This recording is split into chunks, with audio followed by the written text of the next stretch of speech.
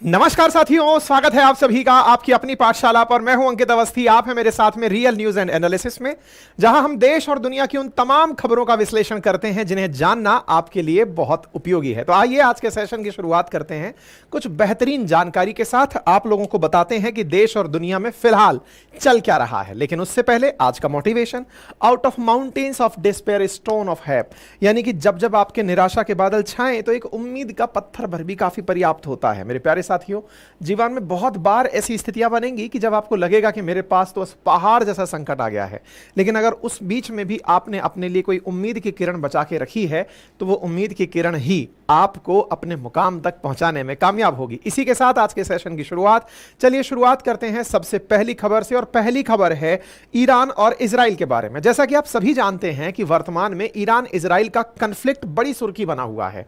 कभी भी कुछ हो सकता है। ऐसी स्थिति में मिडिल ईस्ट पूरी तरह से छाया हुआ है। हर तरफ की सुर्खियों में, जियोपॉलिटिक्स में चर्चाएं हो रही हैं तो इस बात की कि अगर यह हमला हुआ तो क्या होगा। आज के दिन टेंटेटिव माना गया है। अगर मिडिल ईस्ट कमांड के हेड की बात मानी जाए अमेरिका की तरफ से, तो उनका कहना है, सेंट्रल कमांड जो है उनका कहना है कि आज यानी सोमवार के दिन ईरान इजराइल पर हमला कर सकता है। ऐसी स्थिति में इजराइल के शेयर मार्केट पर क्या असर पड़ा, अमेरिकी शेयर मार्केट पर असर पड़ा, भारत के शेयर मार्केट पर असर पड़ा। और साथ ही साथ इंटरेस्टिंग बात यह है कि अगर यह युद्ध वाकई में मान लीजिए हो ही जाता है तो ऐसी स्थिति में दुनिया का कौन सा देश किसके साथ होगा, और सबसे इंपॉर्टेंट बात, इस युद्ध में किसके पास कितनी ताकत है। आज हम दोनों की ताकत कंपेयर करेंगे, साथ में यह समझेंगे कि किस देश का किसके साथ साथ है और इतना ईरान मतलब अपने आप को लेकर आश्वस्त कैसे है कि वो इजराइल को कड़ी टक्कर दे सकता है। तो सारी बातें आज के सेशन में है। तो चलिए आगे बढ़ते हैं। आप लोगों को तत्काल हम हर बार जो भी अपडेट आ रहे हैं वो जानकारी दे रहे हैं, चाहे फिर वो हानिया की मौत से जुड़ी खबर हो, लेबनान पर हमले की खबर हो, या फिर आज जो संभावित है, क्योंकि हमने आपको 2 दिन पहले मतलब ये सेशन जब बताया था कि 72 घंटे में हमले हो सकते हैं, तो आज का अमेरिका का टेंटेटिव है कि आज के दिन रिप्लाई कर सकता है। कौन रिप्लाई कर सकता है? ईरान रिप्लाई कर सकता है। तो ये सुर्खियां हम ऑलरेडी आपको बता चुके हैं। और इसी बीच में आज की सुर्खी जो बन रही है वो ये है, कल शाम को 5 बजे ये अपडेट था कि ईरान में attack Israel as early as tomorrow, top US general in Middle East as far fear of US intelligence intensifies. तो इनका मतलब यह कहना कि वो आज सुबह हमला कर सकता है। तो अब हम ये मानकर चल रहे हैं कि उनका दिन जब निकलेगा और दिन के अंदर शुरुआत जैसे जैसे होगी तो ईरान इजराइल वॉर शुरू हो सकता है। ईरान इजराइल वॉर शुरू वाया लेबनान होगा या फिर डायरेक्ट ईरान से वहां पर होगा, यह आने वाले समय में जाना जाएगा। लेकिन इस बीच में अमेरिकी मीडिया हाउस एक्सियोस का यह दावा है कि अमेरिका और इजराइल के जो अधिकारी हैं वो इस बात को लेकर के 5 अगस्त की तैयारी में है कि 5 अगस्त के दिन ये लोग हमला करने आएंगे।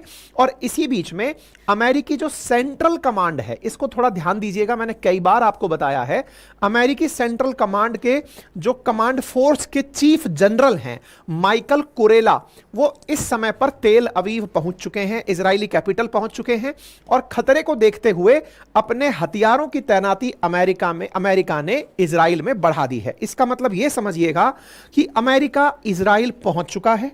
ये पहुंच चुका है, इसका मतलब ऐसे समझिए, देखो मैं इसको आसान रूप में आपको समझाता हूं। पूरी दुनिया को ना अमेरिका ने बांटा हुआ है, मैं आऊंगा इस बात पर।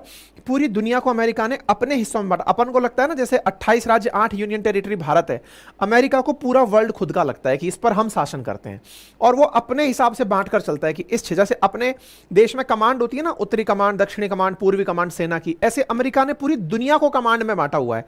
ऐसे इसकी जो सेंट्रल कमांड है जिसमें ये इजराइल और मिडिल ईस्ट को रखता है, उसके लिए ये जनरल नियुक्त करता है। जैसे अपनी सेना के अंदर जनरल होते हैं ना, टॉप जनरल, ऐसे ही पूरी दुनिया पर कंट्रोल करते हुए एक जनरल उस क्षेत्र के लिए, उस रैंक का आदमी वो इस समय इजराइल में पहुंच गया है कि चलो भाई हम तैयार हैं, और अपने साथ सारा असलहा लेकर के, fighter jets, destroyer, aircraft carriers, ये सब लेकर के इजराइल पहुंच चुका है। यानी अमेरिका तैयार है।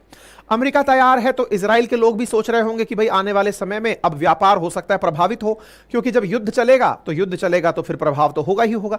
असल में इजराइल एक तरह से समझिए मिडिल ईस्ट का लॉन्च पैड है, वहां से युद्ध ही करने की जगह बनाई गई है। उसे आप टेक्नोलॉजी बनाने की जगह और युद्ध को शुरू करने की जगह के रूप में जान सकते हैं। कईयों बार वो ऐसा कर चुका है, ठीक है। ऐसी स्थिति में खबर आती है इजराइल की कि इजराइल का जो स्टॉक मार्केट है वो हिल गया है। इजराइल का हिला सो हिला अमेरिका का भी हिल गया है, क्योंकि कोई भी देश जब युद्ध में होता है तो उसके बहुत सारे काम और प्रभावित होते हैं। जैसे कंस्ट्रक्शन करने वाली जो कंपनियां हैं वो प्रभावित हो जाएंगी, इजीली लेबर का एक्सेस नहीं होगा, क्योंकि बहुत सारे देश अपने अपने कामगारों को बोल चुके हैं कि भाई घर में रहो। ऐसे में भारत ने जैसे मान लीजिए वहां की उड़ान रोक दी है, तो ऐसी स्थिति में अगर कोई ट्रांसपोर्टेशन की एक्टिविटी हो रही होगी तो जो कंपनी ट्रांसपोर्टेशन से जुड़ी हुई होगी उसके शेयर मार्केट में शेयर प्रभावित होंगे। यानी कि जो युद्ध है वो केवल सेनाओं के बीच नहीं लड़ा जाता, अर्थव्यवस्था पूरी तरह से उसके अंदर इन्वॉल्व होती है। ऐसे में अर्थव्यवस्था का परिचय होता है शेयर मार्केट, और शेयर मार्केट अगर प्रभावित होता है तो उसके परिणाम आपको सुर्खियों के अंदर दिखाई देते हैं। भारत का शेयर मार्केट भी इसकी वजह से प्रभावित हो रहा है। नेतन्याहू साफ साफ कह रहे हैं कि हम तो पूरी तरह तैयारी करके बैठे हैं, आ जाओ दो दो हाथ हो जाए। इस बीच में अब चर्चा बनती है कि दोनों लोग जो आमने सामने बैठे हैं उसमें किसके पास कितनी ताकत है। अल्टीमेटली अगर कोई ईरान में इतना कॉन्फिडेंस आ रखा है कि मैं इजराइल से टक्कर ले सकता हूं, तो उसके पास ऐसा है क्या जिसके कारण उसका यह लेवल ऑफ कॉन्फिडेंस बढ़ा हुआ है, और उसके साथ है कौन जिसके कारण उसमें इतना कॉन्फिडेंस बढ़ा हुआ है। और अमेरिका जो अपने आप में इजराइल का हमेशा पक्षधर रहा है, क्या वो ऐसे समय पर भी रहेगा क्या जब उसके यहां इलेक्शन चल रहे हैं, या फिर वो यूक्रेन की तरह ही पीछे से खड़ा होकर काम करता रहेगा कि तुम पिटते रहो हम पीछे से तमाशा देखेंगे। कारण इजराइल नाटो मेंबर नहीं है। इजराइल जब नाटो मेंबर नहीं है तो क्या अमेरिका उसका साथ देने आएगा? या फिर इजराइल पर हमला करने अगर टर्की चला आता है, टर्की जो कि नाटो मेंबर है, और ऐसे में अगर टर्की पर रिटेलिएशन इजराइल कर देता है तो क्या अमेरिका अपने नाटो साथियों को छोड़कर इजराइल का साथ देगा? बहुत सारी समीकरण हैं। इसी कारण से आपको यह जानना जरूरी है कि कौन किसके साथ है। जियोपॉलिटिक्स का ये जो गणित बन रहा है ना, ये बड़ा ही इंटरेस्टिंग गणित बनता जा रहा है। नाटो की मतलब जो वो है ना पवित्रता, या कहिए कि नाटो की जो सैंक्टिटी है ना, वो इस समय जांची जाएगी कि नाटो वाकई में एग्जिस्ट करता है या नहीं करता। इजराइल का साथ देगा अमेरिका या फिर तुर्की का साथ देगा? ये सारी गणित यहां पर बन रही है। तो आइए एक एक करके चर्चा करते हैं। सबसे पहले बात करते हैं ईरान और इजराइल में एक दूसरे के साथ कि पहले तुम करोगे तो हम बदला लेंगे, हम करेंगे तो तुम बदला लोगे। इस तरह से जो इन दिनों रस्साकसी चल रही है, उन दोनों देशों के बारे में जान लीजिए कि ये कहां से पहुंची। कहते हैं कि अगर कोई आपका बहुत अच्छा दोस्त है ना, तो वही आपका सबसे बड़ा दुश्मन बन सकता है। दोस्त ही सबसे बड़ा दुश्मन बन सकता है, ये कहीं लिखा हुआ आपने भी पढ़ा होगा। क्यों? क्योंकि वो आपके बहुत से राज जानता है, वो आपकी कमजोरियां जानता है, वो आपकी स्ट्रेंथ पहचानता है, वो आपके कनेक्शंस जानता है। ईरान और इजराइल भी दोनों एक दूसरे के 1979 तक बढ़िया मित्र हुआ करते थे। ईरान असल में बड़ा ही प्रोग्रेसिव कंट्री हुआ करता था 1979 तक। प्रोग्रेसिव का मतलब क्या होता है? आजकल की भाषा में प्रोग्रेसिव का मतलब होता है जो कि पश्चिमी विचारधारा से प्रभावित हो, खुलेपन को बढ़ावा देता हो, डेमोक्रेटिक तरीके से रहता हो, जनता की आवाज को सुनता हो। लेकिन ये जो सुप्रीम लीडर यहाँ के खमेनेई हैं, इनके नेतृत्व में यहाँ पर धार्मिक आंदोलन हुआ। उसके बाद में यहाँ पर पूरी तरह शिया शासन आ गया, और धर्म को ध्यान में रखते हुए धर्म आधारित देश के रूप में ईरान ने अपनी पहचान बनाई। और इजराइल को कहा कि इसने फिलिस्तीन जो कि एक मुस्लिम कंट्री था उसको मिटा के अपनी जगह बनाई है, तो जहां जहां इस्लाम संकट में होगा ईरान खड़ा होगा। तो इस तरह से इजराइल को भी अपना दुश्मन डिक्लेयर कर दिया। यहां से धर्म के आधार पर दो देशों के बीच में एक दूसरे के खिलाफ नफरत शुरू हुई। इजराइल असल में कोई कंट्री है नहीं। इजराइल एक तरह से समझिए कि यह वेस्टर्न वर्ल्ड का मिडिल ईस्ट पर कंट्रोल करने के लिए बनाया गया एक बेस है कि भाई तुम जितने भी पैसे वाले देश बैठे हो ना, तेल के कारण जो अपने आप को बड़ा समझते हो, एक दिन अगर तुमको कंट्रोल करने के लिए हमने बड़ा बेस नहीं बनाया तो तुम सब पर भारी हो जाओगे। अमेरिका नहीं चाहता कि ये लोग इतने भारी हो जाएं, तो वो अपने बहुत सारे बेसिस में एक बेस इजराइल को बना के रखता है कि भाई कोई भी मामला हुआ तो झट से निपटा देंगे। ऐसी स्थिति में इजराइल का विकास हुआ, और अमेरिका और इजराइल को एक समझते हुए ईरान उससे हमेशा बदला लेने के लिए लगा रहा। अब ऐसी स्थिति में इजराइल इटसेल्फ भी अपने आप को बड़ी इकोनॉमी बना ले गया। इजराइल ने अपने आप को बहुत बड़ी मिलिट्री पावर बना ली, और अपने इसी जुनून के चलते वो कभी भी मिडिल ईस्ट में कोई युद्ध नहीं हारा। हालात ये हैं कि मिलिट्री के मामले में ईरान जो कि इजराइल से ऊपर आता है, अगर दुनिया भर में मिलिट्री की पावर देखी जाए तो ईरान 14वें पायदान पे आता है, इजराइल 17वें पायदान पर आता है। आबादी की अगर बात की जाए तो कम से कम 10 गुना डिफरेंस है। ईरान की आबादी लगभग 9 करोड़ है और इनकी आबादी मात्र 1 करोड़ के आसपास है। मतलब ये 98 लाख, 90 से 98 लाख के बीच में दिखाई जाती है। वहीं अगर सेना की बात की जाए तो सेना में जाने के लिए जो तत्काल ईरान में तैयार लोग हैं वो कम से कम 10 टाइम्स हैं, इजराइल से कहीं ज्यादा हैं। ऐसी स्थिति में अगर फोर्सेस की बात की जाए कि वर्तमान में किसके पास कितने सैनिक हैं, तो साहब ईरान के पास सैनिक 11.5 लाख हैं, या 12 लाख मान लीजिए, तो इजराइल के पास में लगभग 7 लाख सैनिक हैं। यानी कि एक प्रकार से इजराइल सेना में ईरान से कम सैनिक रखता है। ईरान के पास एक्टिव यानी कि जलस्तरीय युद्ध के लिए जो तैयार लोग हैं वो अगर 6 लाख के आसपास हैं, तो इजराइल में ये मात्र 1.5 लाख के आसपास ही हैं। ईरान के पास रिजर्व बल अगर 3.5 लाख का है, तो इजराइल के पास रिजर्व फोर्सेस ज्यादा है, क्योंकि यहां पे हर आदमी मिलिट्री की ट्रेनिंग लेकर बैठा होता है। है। एक तरह से रिजर्व फोर्सेस इजराइल के पास होना, इसका मतलब है उसकी खुद की आबादी युद्ध के लिए तैयार होना, ठीक है। ईरान के पास पैरामिलिट्री फोर्सेस में इजराइल से कहीं ज्यादा पैरामिलिट्री फोर्सेस हैं। ईरान के पास 42,000 वायु सैनिक हैं तो इजराइल के पास 89,000 वायु सैनिक हैं। यानी अगर टेक्नोलॉजिकली एडवांसमेंट की बात की जाए तो इजराइल पैदल सैनिकों की जगह एयरफोर्स पर ज्यादा बिलीव करता है और एयरफोर्स से ही वो इन सबको कंट्रोल रखता है। ऐसे में इसके पास में ईरान से ज्यादा वायु सैनिक हैं। इसी प्रकार से अगर थल सैनिकों की बात की जाए तो ईरान के पास में 3.5 लाख हैं तो इजराइल के पास 5.5 लाख तैयार सैनिक हैं। नौसैनिकों की बात की जाए तो ईरान के पास नौसैनिक थोड़े इजराइल से ज्यादा पड़ते हैं, यानी कि किसी में एक ज्यादा है तो किसी में कोई दूसरा ज्यादा है। वायुसेना की बात की जाए तो 551 अगर ईरान के पास एयरक्राफ्ट हैं, उनमें से 358 युद्ध के लिए तैयार हैं, तो इजराइल इनसे ज्यादा रिजर्व रखता है और इनसे ज्यादा ही एक्टिव एयरक्राफ्ट रखता है। यानी कि वायुसेना के दम पर इजराइल ईरान पर भारी पड़ता है। ईरान के पास में 186 फाइटर जेट हैं जिनमें से 181 हमले के लिए तैयार हैं, तो इसके पास में 241 फाइटर जेट हैं जिनमें से 193 हमले के लिए रेडी हैं, और ये फाइटर जेट्स भी अमेरिका वाले हैं इजराइल के पास में जो हैं। इसी प्रकार से ट्रांसपोर्टेशन विमान देखोगे, यानी कि बहुत हद तक कई जगह ऐसा पाओगे कि इजराइल और ईरान, कोई एक चीज में इजराइल आगे है तो कहीं दूसरे में ईरान आगे है। ये तो वो स्ट्रेंथ है जो कि आप और हमको केवल नंबर गेम के माध्यम से समझ में आती है। असली जो स्ट्रेंथ है वो है तकनीकी, जो इजराइल के पास ईरान से फार बेटर है। और जो इसका सबसे बड़ा डर है वो क्या है? वो है ईरान के पास परमाणु बम का होना। असल में इस दुनिया में जो सबसे बड़ा सरप्राइज एलिमेंट होगा अगर इन दोनों के बीच में कभी युद्ध छिड़ता है, तो वो होगा ईरान के द्वारा न्यूक्लियर बम का उपयोग कर लिया जाना। क्योंकि ये डर तो लंबे समय से बना हुआ है कि ईरान न्यूक्लियर बम बना रहा है, लेकिन बम बना या नहीं ये तब तक पता नहीं चलता जब तक वो फटा नहीं।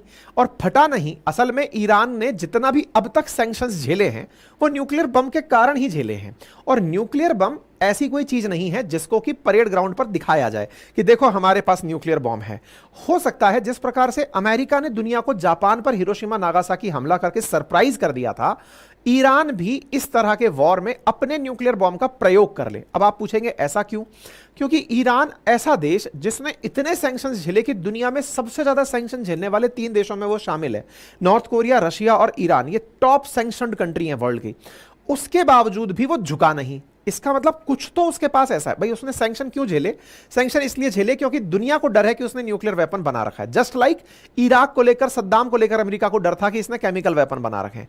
ईरान को लेकर डर है कि इसने न्यूक्लियर वेपन बना रखे हैं। अगर ऐसा हो, ये केवल कयास है, मैं ये नहीं कह रहा कि ईरान ने बना ही लिए, लेकिन अगर ऐसा हो कि ईरान के पास न्यूक्लियर वेपन है तो इस युद्ध में ये बहुत बड़ा सरप्राइजिंग एलिमेंट होगा। इस सरप्राइजिंग एलिमेंट की शायद दुनिया ने तैयारी ना कर रखी हो और इजराइल को तो 1% भी हो सकता है इसका अंदाजा ना हो। रीजन, क्योंकि ईरान बना रहा है, ये कई बार रिपोर्ट्स में आ चुका है। यही कारण है कि ट्रंप इस पर काट सा लगाए थे कि नहीं भाई तुमको नहीं उठने देंगे हम, ठीक है। इसी प्रकार से अगर और चीज की बात करी जाए तो ईरान के पास जो टैंक हैं वो इजराइल से सेल्फ प्रोपेल्ड में ज्यादा हैं। मतलब टैंक की लड़ाई हो, पानी की लड़ाई हो, ईरान हावी पड़ता है, लेकिन हवा की लड़ाई हो तो इजराइल भारी पड़ता है। कुल मिलाकर ये है। नौसैनिकों की बात हो तो ऑब्वियस सी बात है कि जिसके पास जनसंख्या ज्यादा है तो काम करने के लिए लोग भी ज्यादा होंगे। ईरान इन मामलों में भी बहुत आगे है। इतना ही नहीं, ईरान ने इजराइल के चारों तरफ, जैसे भारत के चारों तरफ चीन ने स्ट्रिंग ऑफ पर्ल बनाई हुई है हमको कंट्रोल करने के लिए। ग्वादहार, हम्बन टोटा, इधर की तरफ म्यांमार और बांग्लादेश, जहां जहां पर उधर इधर जिबूती, हमारे चारों तरफ जिस प्रकार से पाकिस्तान, चाइना ने हमको घेरने के लिए स्ट्रिंग ऑफ पर्ल की तरह अपने अड्डे बनाए हुए हैं, ऐसे ही ईरान ने इजराइल को घेरने के लिए अपने अड्डे बनाए हुए हैं। जैसे उसने जस्ट इजराइल के उत्तर में बैठा हुआ लेबनान, जिसको हिजबुल्ला को कंट्रोल दे रखा है, वो हिजबुल्ला पूरी तरह ईरान समर्थित है। अब उसके जस्ट बगल में चल लीजिए, आ जाएगा लेबनान के जस्ट बगल में आ जाएगा सीरिया। सीरिया भी बिल्कुल जो बशर अल असद सरकार है वो शिया सरकार है। सरकार खुद ईरान के समर्थन में है। यानी कि जब जब आप गोलन हाइट पर कॉन्फ्लिक्ट सुनते हैं, समझिए सीरिया एक्टिव हो चुका है। ऐसे ही जो इराक है उसमें शिया और सुन्नी का ही कन्फ्लिक्ट है। आईसिस सुन्नियों का था तो जो सरकार थी वो शियाओं की थी। इस प्रकार से उल्टा सुल्टा यहां चलता रहता है। तो शिया समर्थित यहां पर मिलिशिया अभी भी उपलब्ध है। ऐसे ही अगर और कंट्रीज को देखा जाए जो उसके साथ साथ लगे हुए हैं, उनमें से जस्ट उसके दक्षिण में, इजराइल के दक्षिण में गाजा पट्टी, हमास, उत्तर में हिजबुल्ला और रेड सी के अंदर, यमन के अंदर बैठा हुआ हूती। ये तो वो लोग हैं जो कि एक्सिस ऑफ रेजिस्टेंस बनाते हैं। यानी ईरान पर अगर हमला करने की इजराइल सोचता भी है तो इजराइल एक छोटा सा टारगेट एरिया है उस पर दुनिया भर के क्षेत्र से उठ उठ करके गोले चलने शुरू हो जाएंगे। मतलब आप सोचिए, अगर मैं आपको यह मैप भी समझाने का प्रयास करूं और यह सोचने के लिए विवश करूं कि आप विचार कीजिए कि इजराइल केवल यहां से यहां युद्ध लड़ने की तैयारी करे, एक बार के लिए विचार कीजिए, इजराइल पर कितनी जगह से हमले होंगे। उत्तर में लेबनान से, दक्षिण में हमास से, इधर से निकल के यमन से, इधर से निकल के सीरिया से, इधर से निकल करके इराक से, इधर से निकल के इजराइल से, इतनी जगह से। मतलब इसका तो चारों तरफ से सिस्टम एक्टिवेट हो जाएगा। एक ही जगह को टारगेट करने के लिए कितना आयरन डोम काम कर लेगा अगर इस तरह से हमला प्लान हो गया। जैसे हमास के द्वारा जब इस पर हमला हुआ था 7 अक्टूबर को, वो अनप्लान्ड तरीके से था, यानी कि इतना ज्यादा सिस्टम को कोलैप्स कर दिया जिसके बारे में इजराइल ने कल्पना ही नहीं की थी। अब सोचिए कि ईरान कुछ ऐसा कर रहा हो कि ईरान ने जिसकी कल्पना ही ना की हो, हर तरह की वॉर टैक्टिक्स, हमास वाली बॉर्डर तोड़कर आने वाली वॉर टैक्टिक्स, हिजबुल्ला वाली उधर से आने वाली वॉर टैक्टिक्स, हवा में चल के ड्रोन वाली टैक्टिक, क्योंकि ये ट्राई कर चुके हैं कि ड्रोन से बच नहीं पा रहा है इजराइल, वो ड्रोन हमले को टैकल नहीं कर पा रहा है। इसका मतलब ये हुआ कि कहीं ना कहीं इजराइल ने इतने सारे दुश्मन अपने सामने खड़े कर लिए हैं जो आधुनिक वॉर टैक्टिक्स के साथ तैयार हैं। तो ये तो हुआ इजराइल का संकट कि भाई इजराइल के साथ में ये संभव है, ठीक है। ऐसे में कुछ देश ऐसे हैं जैसे सऊदी अरब, जो अमेरिकी समर्थित माना जाता है, लेकिन फिलिस्तीन के मामले पर यह भी दबी जुबान में अमेरिका की खिलाफत कर रहा है। हालांकि सऊदी हुआ, यूएई हुआ, बहरीन हुआ, कतर हुआ, ओमान हुआ, ये वो कंट्री हैं जो अमेरिकी समर्थित माने जाते हैं। अगर आप इस गल्फ को उठाकर देखें तो यहां पर कुछ ऐसे अब जैसे कतर जो है ना, इसका बड़ा डाइसी मामला है। डाइसी मामला क्यों है? ये कभी भी पासा पलट सकता है। क्यों पलट सकता है? क्योंकि यहीं की राजधानी दोहा में तो हानिए को दफनाया गया है। यहां के जो सेंटिमेंट हैं, जो यहाँ के थनी जो करके राष्ट्राध्यक्ष बने हुए हैं, वो कौन सा रूप ले ले नहीं पता है। ऐसे ही अगर दुश्मन देशों की बात की जाए तो हाल ही में नया जो वाइल्ड कार्ड एंट्री किया है वो टर्की किया है। टर्की कैसे किया है? क्योंकि आपको याद होगा, जैसे ही हानिए की मौत हुई, झंडा झुकाने का काम इनने किया। इन्होंने बाकायदा इंस्टाग्राम खुद के देश में बैन कर दिया। इजराइल के अंदर जो इनका दूतावास है वहां के झंडे झुका दिए। अपने यहां पर मीडिया में चला दिया कि भारत ये कोई एजेंट था जिसने हानिए को मारा। मतलब इस पूरी लड़ाई में जहां आप और हम ईरान इजराइल कर रहे हैं, वाइल्ड कार्ड एंट्री ले सकता है टर्की। बीच में धाड़ से कूद गया कि हम भी युद्ध लड़ेंगे, और वो देख करके कि चलो। और अच्छा, इन सब में टेक्नोलॉजिकली अगर एडवांस कंट्री देखा जाए तो ईरान से भी ज्यादा एडवांस है टर्की। एडवांस क्यों है? क्योंकि एक तो ये नाटो सहयोगी कंट्री है। नाटो देशों के पास अमेरिका के द्वारा दिए गए बहुत सारे वेपन्स होते हैं, यानी कि जितने भी आधुनिक हथियार हैं वो टर्की अपने पास ऑलरेडी रखता है, नंबर एक। नंबर दूसरा, नाटो कंट्री होने का मतलब है कि अगर इजराइल ने इस पर हमला करने का रिटर्न गिफ्ट देने का सोचा तो टर्की पर हमला नाटो देशों पर हमला कंसीडर किया जाएगा। और नाटो का हमला मतलब यह हुआ कि इसके साथ में और देश ऑटोमेटिक जुड़ाएंगे, यानी कि एक बार यहां पर कुछ भी घटना शुरू हो जाए। देखो, एक लाइन में अगर बात कही जाए, मेरा जो प्रिडिक्शन है वो तो ये कहता है कि थर्ड वर्ल्ड वॉर नहीं हो सकता। क्यों नहीं हो सकता? दुनिया का इतना पैसा इस समय स्टेक पर लगा हुआ है। अगर फिर भी यह घटना अनियंत्रित चेन रिएक्शन की तरह हो जाए तो यह समझना दुनिया में बचेगा कोई नहीं। कभी भी दुनिया युद्ध के उस पर बैठी हुई है, युद्ध के मुहाने पर खड़ी हुई है। जिस भी समय कोई भी देश अनियंत्रित अभिक्रिया कर गया, बस जबानी जंग लड़ते रहेंगे। लेकिन अगर ये जो कंडीशन मैं आपको बता रहा हूं, ऐसा कुछ अगर हो जाता है तो आप फिर इस पूरी घटना को कंट्रोल में नहीं ला पाएंगे। और जब कंट्रोल में नहीं ला पाएंगे तो विचार कीजिए कि ये वाला क्षेत्र संभवतया मैप से ही गायब हो जाए, क्योंकि ये बहुत ज्यादा क्रिटिकल कंडीशंस में बैठा हुआ है। इजराइल यहां पर इन सबको हूल दे रहा है। और तो और मैं अब आपको थोड़ी ताकत, चलो अर्दगन की तो बता ही दी कि ये क्या क्या कर सकता है, क्योंकि ये तो पूरी तरह से धमका के चल रहा है इजराइल को। और इसको इन दिनों अपना पुराना 1914 से पहले का ऑटोमन एम्पायर के टाइम का पुराना वो चाहिए कि भाई हमारी इज्जत वापस मिले। जैसे सब लोग पुरानी इज्जत के लिए लड़ रहे हैं। यूएसएसआर अपनी पुरानी इज्जत के लिए, रशिया जो लड़ रहा है कि हम यूएसएसआर काल को याद करते हैं, भारत अपने पुराने अतीत को याद करके इन दिनों एकदम ग्लोरीफाइड फील कर रहा है। टर्की भी कह रहा है कि एक समय हम ऑटोमन हुआ करते थे, सब हमारा होता था, अब ये अचानक ईरान इजराइल क्या होने लग गया, हमें भी कंसीडर करो। सब लोग अपने अपने स्तर पर लगे हुए हैं। अब इसमें और इंटरेस्टिंग पार्ट क्या है, वो है रशिया। मतलब ये आपको समझना इसलिए है कि दुनिया का कौन सा देश किसके साथ खेलेगा। अब सब रशिया की बात समझिए। देखिए, रशिया की कहानी क्या है ना, रशिया इस समय पर चुप क्यों है? चुप इसलिए है क्योंकि साहब इजराइल को वो जानता है कि इसके पास पावर तो है, पैसा भी है, और इसकी कंपनियों के पास में वो शक्ति है कि ये दुनिया को हिला सकती हैं। लेकिन अमेरिका का समर्थक है इजराइल, ये भी जानता है रशिया। और ऐसे समय पर जब क्यूबा संकट के छोटे से देश में इजराइल और अमेरिका, वो सॉरी, रशिया और अमेरिका आमने सामने हो सकते हैं, तो ऐसे में ईरान को साथ देने के लिए, क्योंकि इन दिनों ईरान और रशिया के बीच बड़ी मित्रता बढ़ी है, और क्यों बढ़ी है उसको थोड़ा सा समझिए।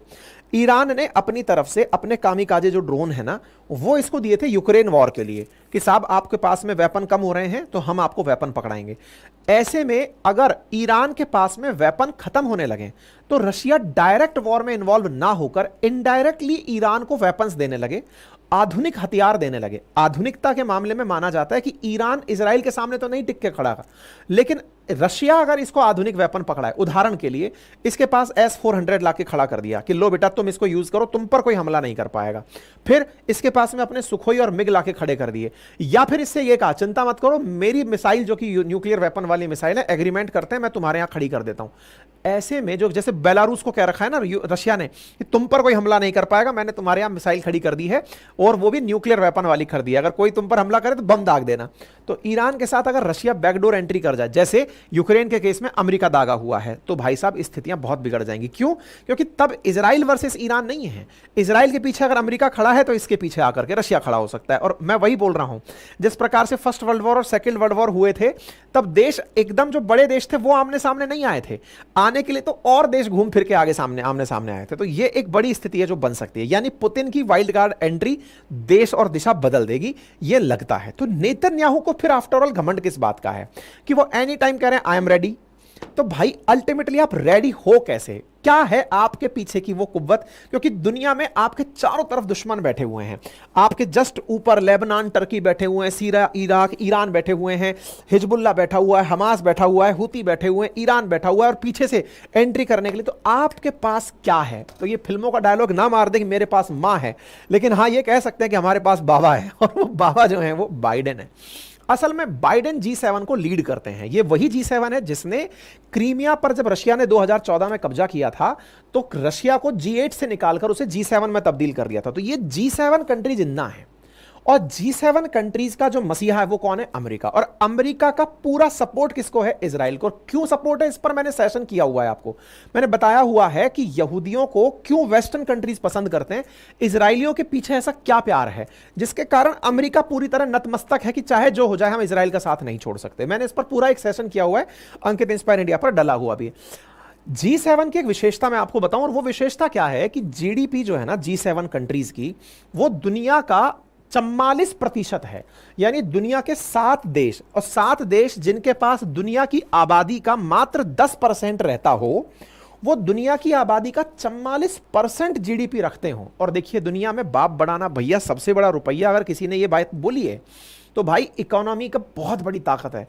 कैसी ताकत है आप सोच के देखो कि इंडिया को अमेरिका धमका रहा है कि तुम रशिया के साथ में किसी प्रकार का व्यापार नहीं करोगे, अदरवाइज हम तुम्हारे साथ में सैंक्शन खेलेंगे।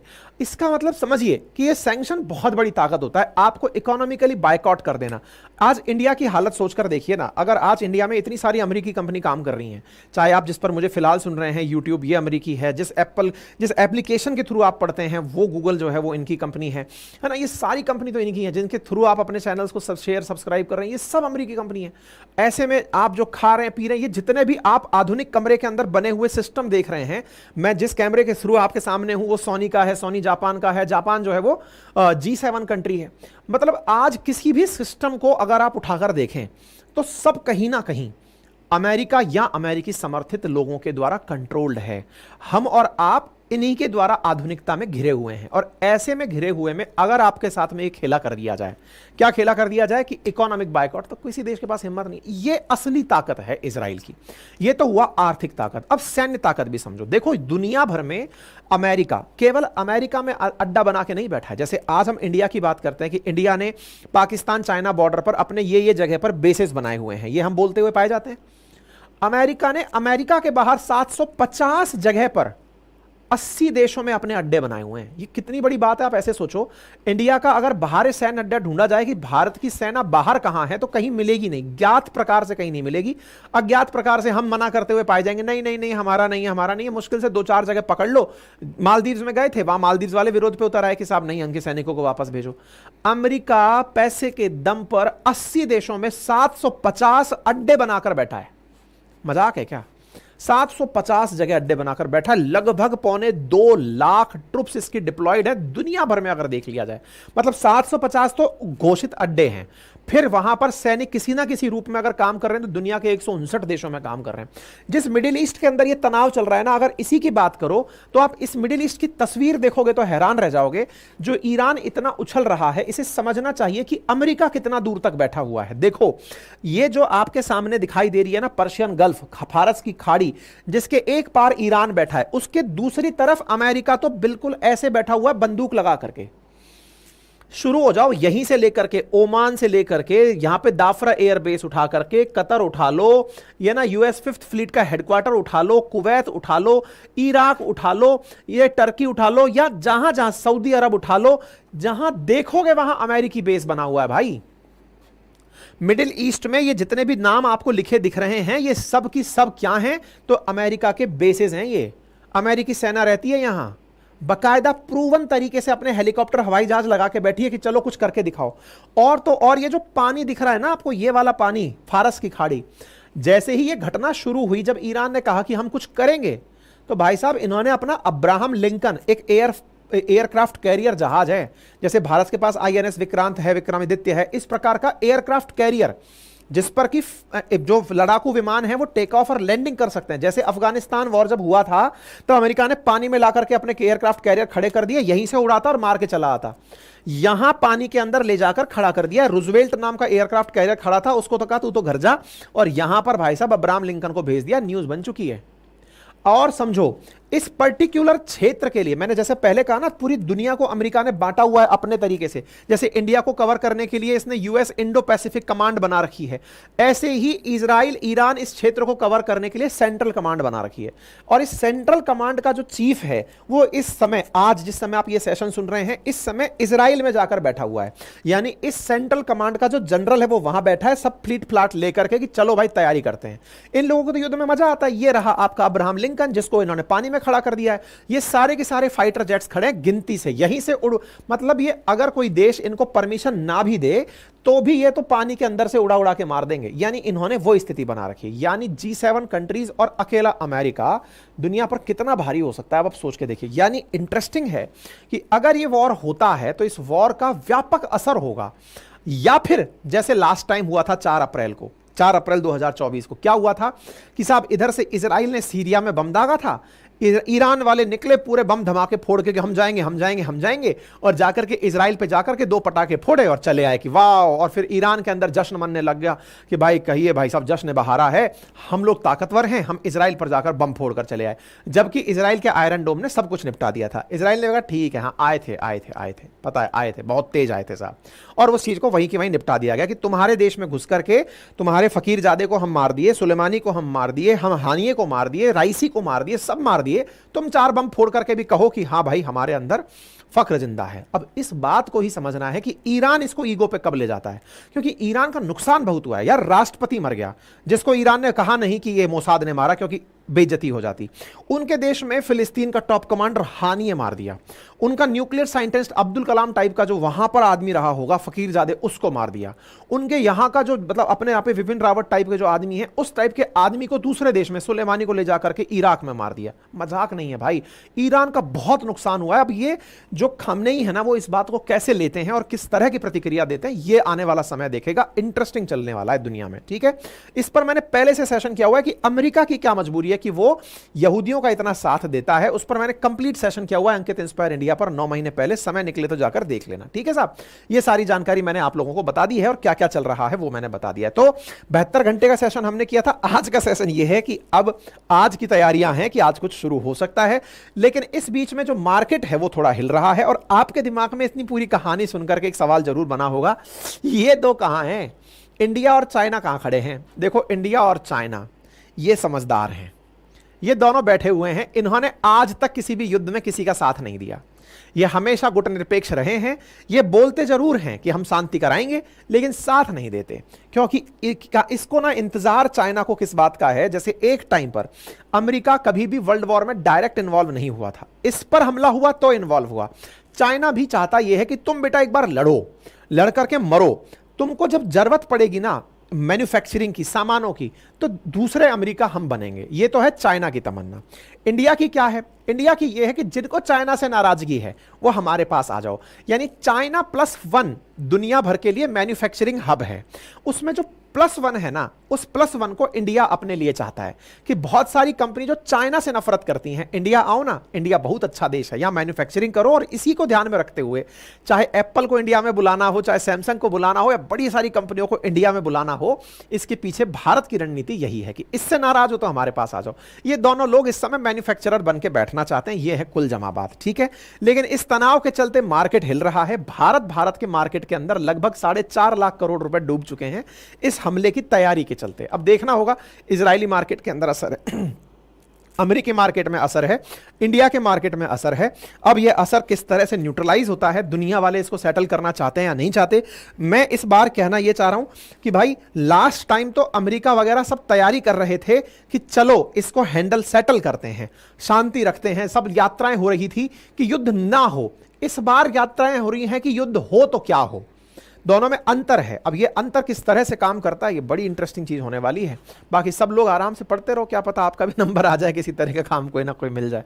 ठीक है साहब, ये थी मेरी तरफ से जानकारी। बाकी बेहतरीन खबर ये है कि जिस तरह से जियोपॉलिटिक्स पढ़ने में अभी आपको आनंद आया, बहुत सारा मैप समझने का, ये मैप ज्योग्राफी का बड़ा हिस्सा है और वो मैपिंग की क्लासेस एनसीईआरटी बैच में शुरू हो चुकी हैं।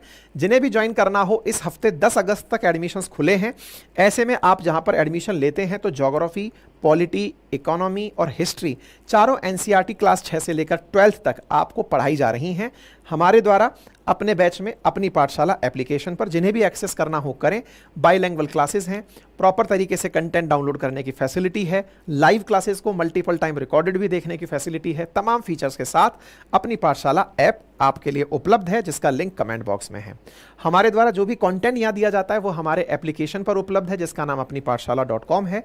उस एप्लीकेशन पर टेस्ट सीरीज शुरू कर दी गई हैं, ARO की बहुत ही नॉमिनल कीमत में, बिहार PCS की बहुत ही नॉमिनल कीमत में, इसी प्रकार से उत्तर प्रदेश पुलिस की तमाम टेस्ट सीरीज और भी आने वाले समय में लंबी सारी टेस्ट सीरीज यहाँ शुरू होने वाली हैं, तो आप जाकर उसे भी एक्सेस कर सकते हैं। ये हमारी अतिरिक्त जानकारी आप लोगों को उपलब्ध है। ठीक है साहब, चलिए कोई भी क्वेरी कमेंट हो तो जल्दी से बताएं, फिर हम आगे बढ़ें।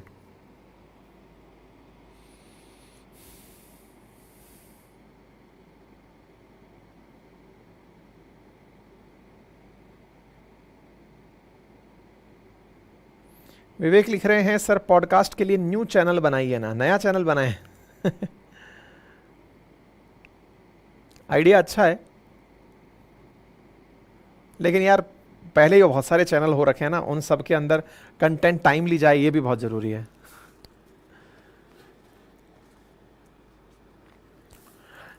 राज मंसौर पूछ रहे हैं सर टाइम का, क्लास का टाइमिंग क्या है, बस एक बार वो फिक्स बता दीजिए। ये इतना टफ सवाल है ना कि मतलब कौन बनेगा करोड़पति में, तुम अगर 5 करोड़ दे के भी पूछते मुझको तो मैं इसका जवाब ना दे पाता।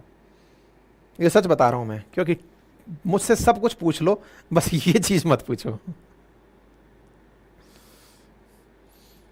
क्लास होती है, ये सेट है। मेरे केस में मेरी जो सबसे बड़ी बुराई आप कर सकते हैं वो यही है। अमित यादव, थैंक यू भाई।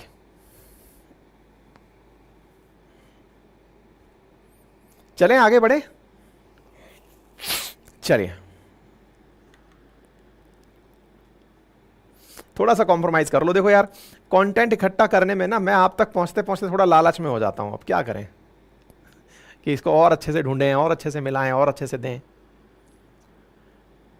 ठीक है, चलिए साथियों, जिस तरह से वर्तमान में दुनिया का माहौल चल रहा है, माहौल भारत पाकिस्तान के बीच में कुछ खास अच्छा नहीं है। जिस पाकिस्तान को इस बार के चुनावों में और लंबे समय से भारतीय मीडिया में डिस्कस नहीं किया गया था, यह सोचते हुए कि यह तो मर गया, इसकी तो आर्थिक स्थिति इतनी खराब है कि इसके हाथ में तो कटोरा पकड़ा दिया हमने। लेकिन यह कटोरे वाला अपनी आदत से नहीं सुधरा, आदत से नहीं सुधरा। इसके मैंने प्रमाण भी दिए थे आपको। मैंने बताया था कि इनकी सेना की तरफ से कोई साजिश की गई है क्रॉस बॉर्डर, और उस पर हमने एक सेशन किया गया था, क्योंकि सेशन में हमने बताया था कि जिस तरह के जम्मू में इन दिनों आतंकी हमले बढ़े हैं, उन आतंकी हमलों में संभवतया पाकिस्तान की तरफ से इन्फिल्ट्रेशन हुआ हो। कम से कम 600 पाकिस्तानी कमांडोज के आने की सुर्खी थी। कि ऐसा हुआ है, और हमने इसको एक सुरक्षा चूक भी माना था कि हो सकता है, और ये हो भी सकता है यही कारण रहा हो जिसके चलते बीएसएफ के चीफ को और डिप्टी चीफ को सस्पेंड किया गया। हमने इस पर सेशन किया था, उन्हें तत्काल प्रभाव से हटाया गया, अभी 2 दिन पहले की बात है। लेकिन इसी बीच में इनकी जो तैयारी है उसे देखकर यह लग रहा है कि ये एक हाथ में कटोरा लेकर के दूसरी तरफ से अपनी पुरानी आदत लेकर चल रहे हैं। और पुरानी आदत का प्रमाण क्या है मैं वो बताता हूं कि इन्होंने ये जो हरकत की सो की, लेकिन अभी सुनने में यह आ रहा है कि इन्होंने एवाक सिस्टम, एक इनके पास में ऐसा सिस्टम जो अर्ली वार्निंग है। अर्ली वार्निंग किसके लिए? अगर इन पर हमला होता है, कुछ ऐसे हवाई जहाज परचेज किए हैं जो कि इनकी हवाई जहाज की कैपेसिटी को भारत से बढ़ा देते हैं।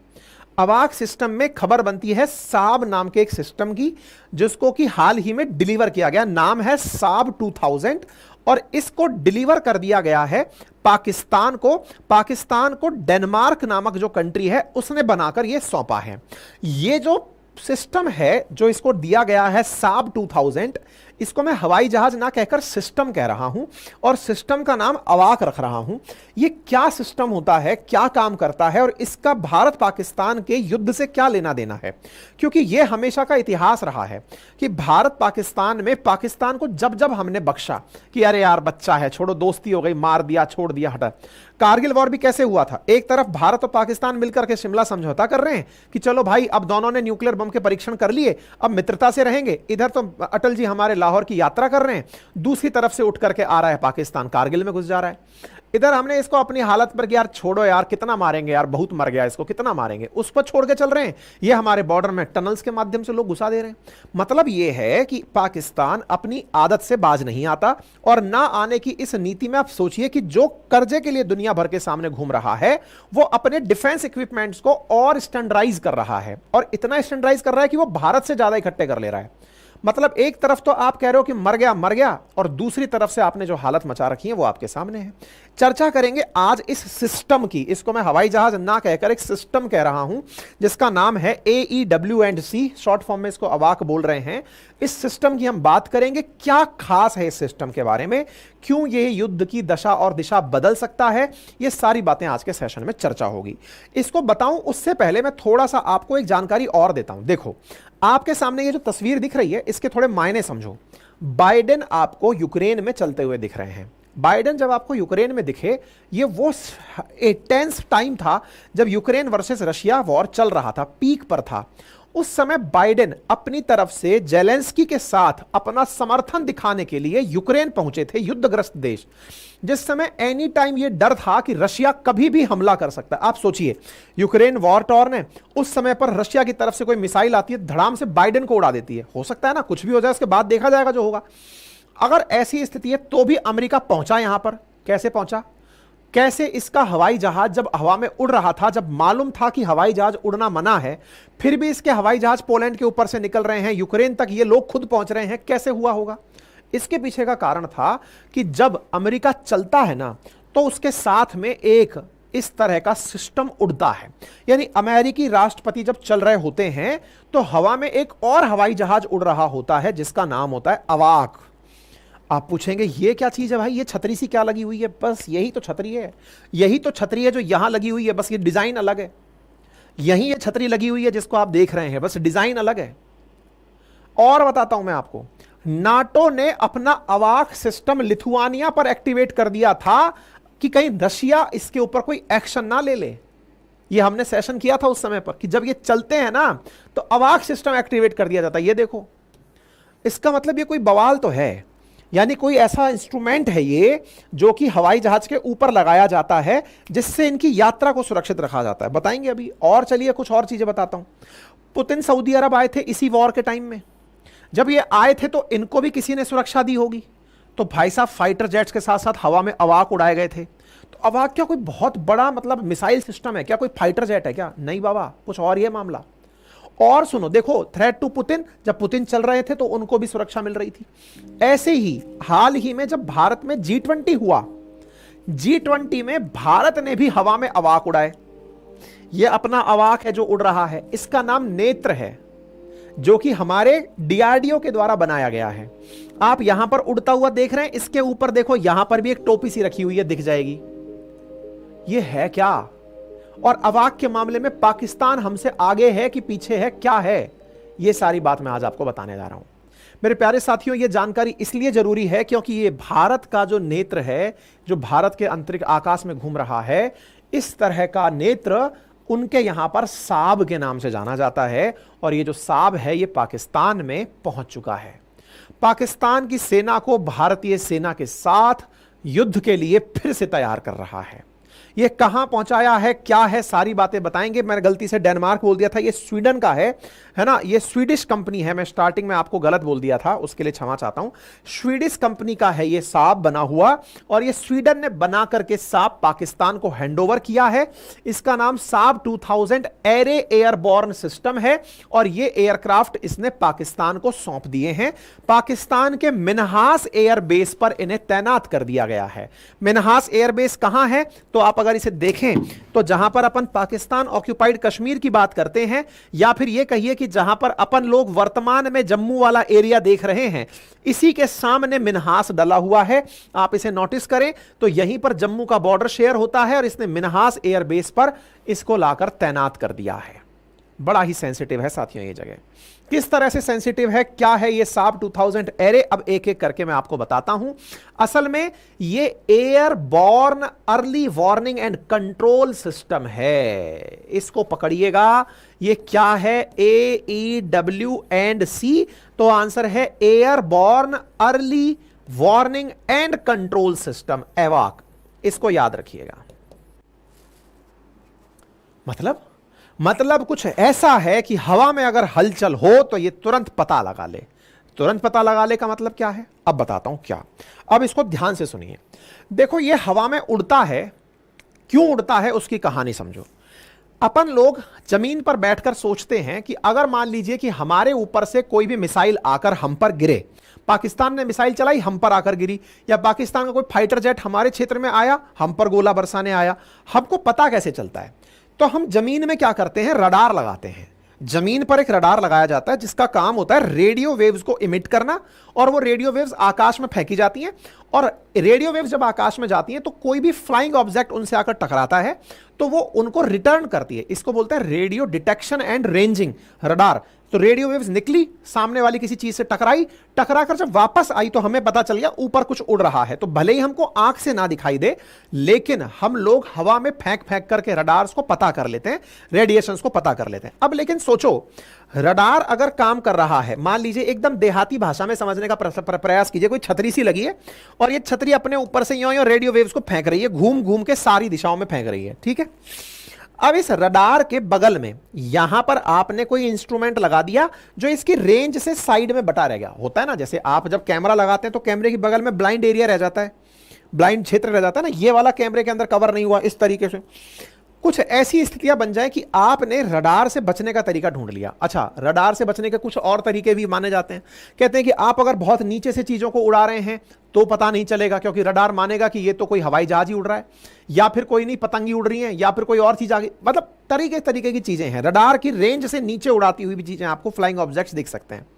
अब इसमें एक इंटरेस्टिंग कहानी क्या है, आपने रडार से ऊपर से कोई आप पर आकर गिरे इसके बारे में सोच रखा है, लेकिन उल्टा सोचते हैं। चलिए, आप खुद ऊपर उड़ रहे हो, आपको डर है कि कोई नीचे से गोली ना मार दे, यानी रिवर्स सोचो, ऊपर से आकर नीचे कोई गिर रहा है तो नीचे आपने रडार लगाकर ऊपर से आने वाली चीजों को देखा और उनसे बचने के लिए आपने S-400 दाग दिया।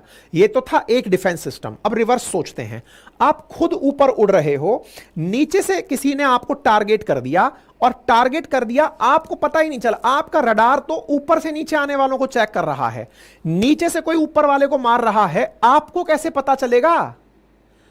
आपको कैसे पता चलेगा? इसी के लिए ऊपर भी एक रडार, अब ऊपर कोई जमीन तो है नहीं, तो ऊपर एक रडार तैराया जाता है, उसका नाम है अवाक।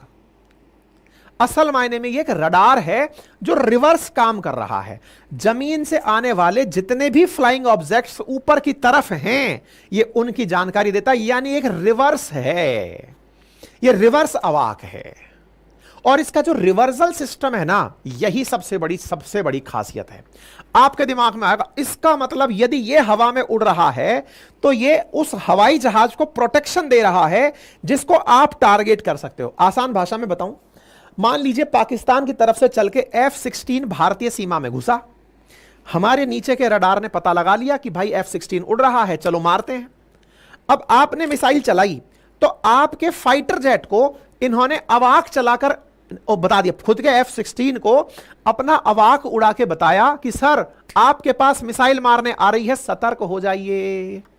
हालांकि खुद फाइटर जेट्स में भी अपना अर्ली वार्निंग सिस्टम होता है, लेकिन फाइटर जेट 1000 काम कर रहा होता है उड़ते समय। केवल और केवल उसको यही नहीं होता है कि उड़ानी है, उसको टारगेट भी मैच करने होते हैं। अगर डॉग फाइट हो गई है तो उसमें लड़ना होता है, उसको अपनी खुद की सुरक्षा सुनिश्चित करनी होती है, तमाम प्रकार के फाइट्स करनी होती हैं। लेकिन कहीं आप गुप्त रूप से छुप के बैठे, आप पे मिसाइल चला दी, आपको पता ही नहीं चल रहा मिसाइल कहां से आ रही। अवाक आपको सिस्टम दे रहा है, सर आगे आप पे गोली आ गई, नीचे से आ रही है, आपको पता ही नहीं है। आई बात समझ में? यह है अवाक, और दुनिया में इसका कोई तोड़ नहीं है। दुनिया का हर देश जो हवा में ट्रैवल कर रहा है, अपने वीवीआईपी मूवमेंट करा रहा है या फाइटर जेट्स उड़ा रहा है, वो हवा में अवाक चलाता है कि चलाते रहो, अर्ली वार्निंग सिस्टम आती रहे, पता रहे कि ये कहीं से कोई गर्मी आ रही है, नीचे से कोई चीज फेंक रहा है खतरनाक। अब आपके दिमाग में आइडिया आएगा खुरापाती, क्या सर कोई इसी को उड़ा दे पहले तो। भाई मान लो कि आपने अपनी तरफ से मिसाइल चलाई इस मिग को मारने के लिए या F-16 को मारने के लिए। सर आपको पता चल रहा है कि मिसाइल आ रही है, मैं पहले इसको मारूं कि बेटा तू बड़ा दिशा बता रहा है। मतलब जैसे होता है चोर पहले चोरी करने से पहले कैमरा तोड़ते हैं, सर इस कैमरे को तोड़ो। अच्छा, कैमरे को तोड़ते समय एक तकनीक का अपनाया जाता है जिसको थर्मल सेंसिंग कहा जाता है। थर्मल सेंसिंग का मतलब होता है हम जो मिसाइलें चलाते हैं ना, कहते हैं अचूक मिसाइलें जाके निशाने पर लगेगी। कैसे लगेगी? वो क्या सेंस करती है चलने से पहले, मिसाइल के आंखें नहीं होती हैं, कैमरा नहीं लगा होता है, वो हीट सेंस कर रही होती है कि अचानक जहां हीट ज्यादा है मुझे वहां जाके मार करनी है। मिसाइल चलने का यही टेक्नोलॉजी अपनाया जाता है, हीट सेंसिंग होता है, थर्मल सेंसिंग कहते हैं इसको, कि इधर से हीट आ रही है, चलो वहीं पे गोला है, चलो फोड़ते हैं। तो ये हीट सेंसिंग के लिए जब मिसाइलें चलाई जाती हैं, ये स्मार्ट है। ये क्या करता है, अपने आसपास इतने सारे पटाखे फोड़ता है, दूर दूर तक ले जाके फ्लेयर्स फेंकता है, बड़ बड़ बड़ बड़ बड़ बड़ बड़ बड़। अब फ्लेयर्स फेंकी इसने बहुत सारी, तो इस तरह से ये फ्लेयर्स फेंक देता है। फ्लेयर्स फेंकता है तो नीचे से आने वाला जो भी मिसाइल सिस्टम है ना, जो इसको टारगेट करने आया है, वो कंफ्यूज कि यार मैं तो मारने इसको आया था, हीट तो इसमें से आ रही थी, अब इतनी सारी हीट कहां से आ गई। आपकी मिसाइल कंफ्यूज हो जाती है और वो दूसरी जगह से निकल जाती है। आई बात समझ में? अगर कोई भी आपने अभी कभी एयर फाइट की मूवीज देखी हो तो उसमें ये चीज को समझ पाएंगे। पाकिस्तान ने ऐसे लगभग 9 सिस्टम अपने पास ले लिए हैं। मतलब समझो इसको, मैं युद्ध की तैयारी क्यों कह रहा हूं इसको समझो। देखो, अगर पाकिस्तान को किसी और से टेंशन तो है ही नहीं, चाइना का तो वो पहले गोदी में खुद बैठा हुआ है, अफगानिस्तान के पास खुद कुछ है नहीं है जिसके वो टेंशन ले। अब मुद्दा क्या है, उसका केवल एक दुश्मन है जिसका नाम है भारत। उसको सेंट्रल एशिया से कोई टेंशन नहीं, सब सेटल है। भारत के केस में पाकिस्तान का जो बॉर्डर टच होता है, यहां से उठ करके फाइटर जेट्स को इंडिया भेजना है। जैसे लास्ट टाइम जब 1971 का युद्ध हुआ था तो आगरा के एयर बेस तक पे गोले फेंके गए थे। मतलब सोचकर देखो कि पाकिस्तान अपने फाइटर जेट से इंडिया में एंट्री करे। अब उसको पता है कि भारत ने S-400 जैसे सिस्टम लगाए हुए हैं, अपने पास में ऐसी मिसाइलें लगा दी हैं। इंडिया ने अभी कुछ दिन पहले परीक्षण अपन ने बालासर में भी किया है, ऐसी चीजों का कि जो आसमान में उड़ रहा है हवा में उड़ा दो।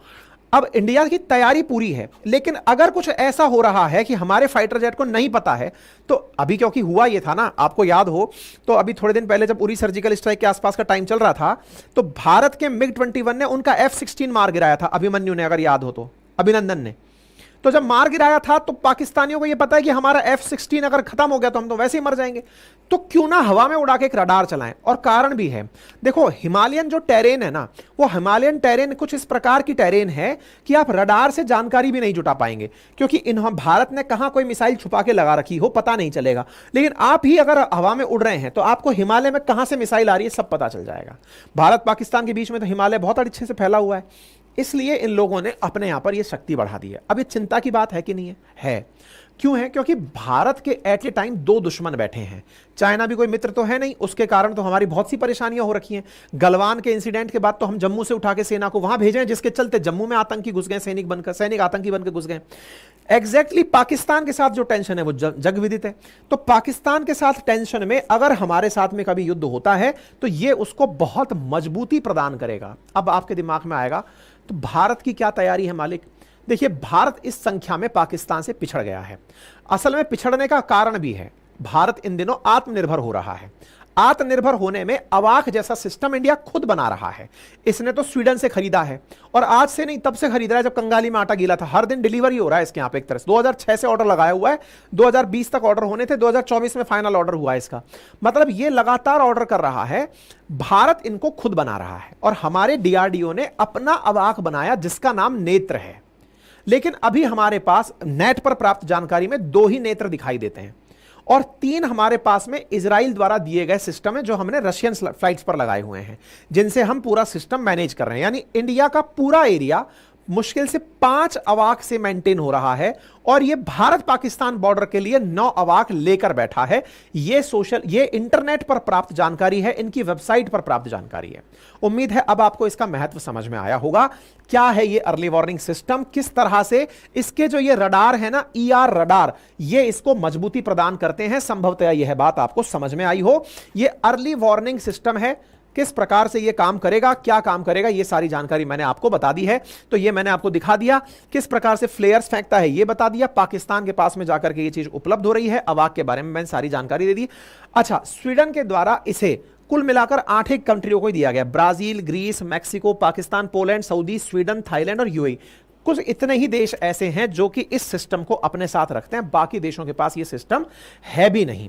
इसका मतलब ये समझिए कि जो ये इनका साब सिस्टम है ना, ये उन्नत सिस्टम तो है, साथ ही साथ पाकिस्तान के पास है, और बहुत सारे ऐसे जो डेवलप कंट्री हैं वो भी इसको यूज कर रहे हैं, जो अपनी सुरक्षा के लिए इसे अपने लिए जरूरी समझते हैं। पाकिस्तान ने वर्ष 2006 में इसका ऑर्डर टिकाया था, तब से लेकर के ये इसको मंगाए जा रहे हैं।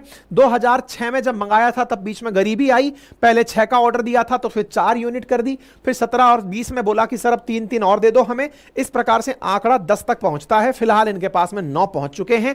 ये आपके सामने सुर्खियां हैं जो बनी हुई हैं। इसका मतलब पाकिस्तान फिलहाल तैयारी में है।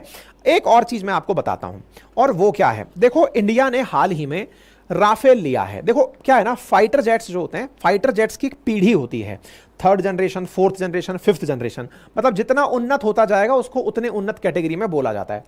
5th जनरेशन में जैसे F-35 हो गया अमेरिका का, ऐसे ही इनका चाइना वालों का J-31 है जो कि फाइटर जेट 5th जनरेशन है। 5th जनरेशन जो फाइटर जेट्स होते हैं ये सबसे अत्याधुनिक माने जाते हैं। मतलब इनमें खुद का अवाक है, और ये मतलब टेक्नोलॉजिकली हवा में तेज से चलने से, बढ़िया मिसाइल ले जाने से, सब तरह से सक्षम होते हैं, उन्नत किस्म के होते हैं। भारत ने अपने फाइटर जेट्स में राफेल सबसे उन्नत किस्म का रखा हुआ है, 4.55 मतलब 4.5 जनरेशन का बोलते हैं उसको, मतलब हमने इस तरह का वो लिया हुआ है। अच्छा, पाकिस्तान को चाइना, क्योंकि चाइना के वेपन वैसे कोई नहीं खरीदता, तो चाइना के लिए तो ये क्या है, प्रैक्टिकल भूमि है कि चलो यहाँ पे ट्राई मार लेंगे और कुछ नहीं तो यहाँ से पता चल जाएगा, 2-4 में अगर फूट फाट भी गए तो सीख लेंगे कि क्या कमी थी। तो चाइना का डिफेंस का सामान एक्सपोर्ट क्यों नहीं होता, उसके पीछे का बड़ा तर्क दिया जाता है कि अमेरिका ने तो अपने सारे वेपन टेस्ट किए हुए हैं दुनिया भर में, युद्ध में कूद जाता है, कहीं भी जाके बम गोले फोड़ देता है। चाइना वालों ने टेस्टिंग नहीं करी आज तक, तो टेस्टिंग नहीं करी तो बोले इसके नाम पर क्या है, चाइना चाहता है कि पाकिस्तान युद्ध में कूदे, और युद्ध में कूदे तो उसके जितने फाइटर जेट वगैरह हैं वो जाके टेस्टिंग तो हो एटलीस्ट, क्योंकि चाइना बेचारा बना के तो बैठा है, टेस्ट नहीं कर पा रहा है। जैसे इंडिया ने अपनी जब ब्रह्मोस बेची थी तो पहले पाकिस्तान पे चला के दिखाई, जिसको हमने मिस फायर कहा कि सर सॉरी सॉरी सॉरी चल गई थी हमसे, लेकिन तभी तो बिकी ना, तभी तो वियतनाम जैसे देश, फिलीपींस जैसे देश आके खड़े हुए, सर हमको दे दो, क्योंकि हाँ आपने ट्राई करके दिखा दी। वेपन बेचने से पहले टेस्टिंग जरूरी है। जैसे आप कार खरीदने जाते हैं तो टेस्टिंग करते हैं, चला के दिखाओ। अब आपने अमेरिका से कोई मशीन खरीदी या रशिया से खरीदी, ये लोग युद्ध में रहते भी इसलिए हैं ताकि इनके वेपन बिकते रहें। आपको ये बार बार दिखाते, देखा हमने वो बम फोड़ा था, तो पैक कर दें, बोले कर दो। जैसे अभी क्या हुआ ना, टर्की ने क्या किया था, अपना बायरक्तार ड्रोन दिया था यूक्रेन को, और उसने खूब तबाही मचाई रशिया की। भाई साहब इतने ऑर्डर मिल गए कि अगले 3 साल तक के लिए ऑर्डर सेट है, मतलब उसको ऑर्डर ही ऑर्डर मिल गया, भाई ये पैक कर दे यार, बढ़िया चीज बनाई है ना। ईरान वालों ने कामिकाजे दिया रशिया वालों को, रशिया वाले राजी हो गए, उधर ईरान के पास में ऑर्डर आ गए कि हाँ भाई वहां से हूती बोल रहे हैं, हजबुल्ला बोल रहा है, अरे भाई हमको पैक कर दो यार, ये बढ़िया चीज बना दिया आपने, है ना। ऐसे इंडिया को ब्रह्मोस बेचना था तो करें क्या, हमारे पास पाकिस्तान है और किस पे चलाएं बेचारे, बांग्लादेश को थोड़ी मार देंगे। ऐसे में हमने पाकिस्तान मारा तो उधर से पैकिंग ऑर्डर आ गए।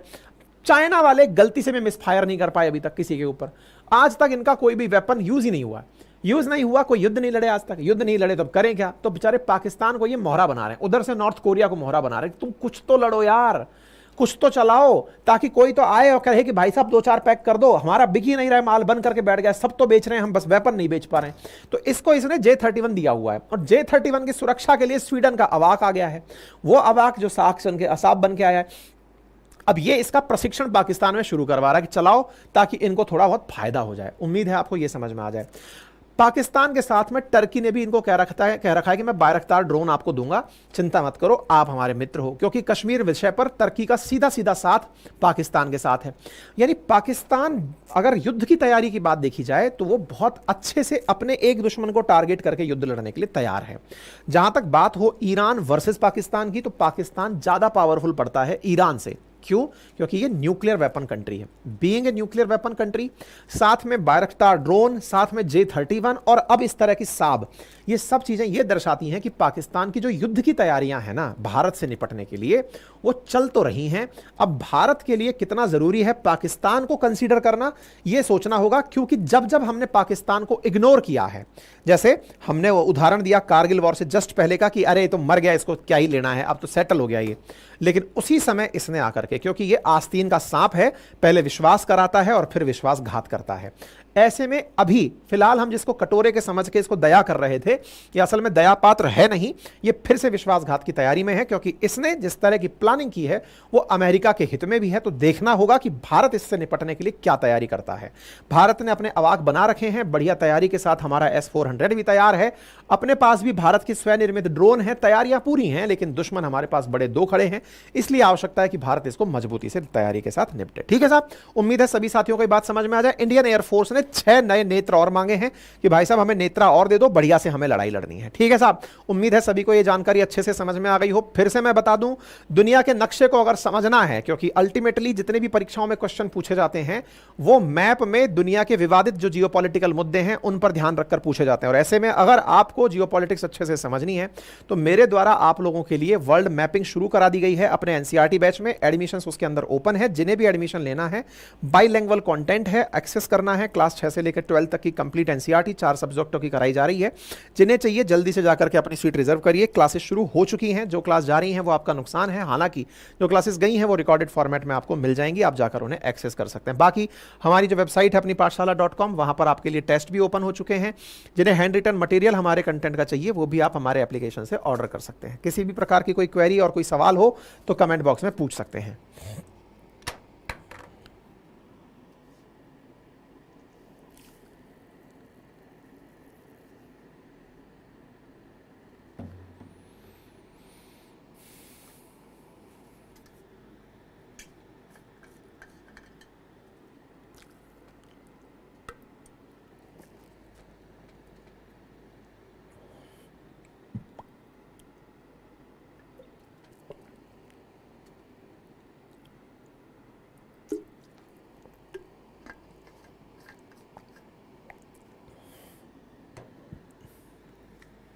एक बच्चा लिख रहा है बोइंग P-8I पॉइसन, बिल्कुल कर सकते हैं, वो भी यूज कर सकते हैं, लेकिन वो सर्च ऑपरेशंस में ज्यादा काम में लिया जाता है बोइंग P-8। ठीक है, अविनाश की सर रडार सिस्टम हो ही सकता है ना, उसमें पकड़ में तो आ ही सकता है।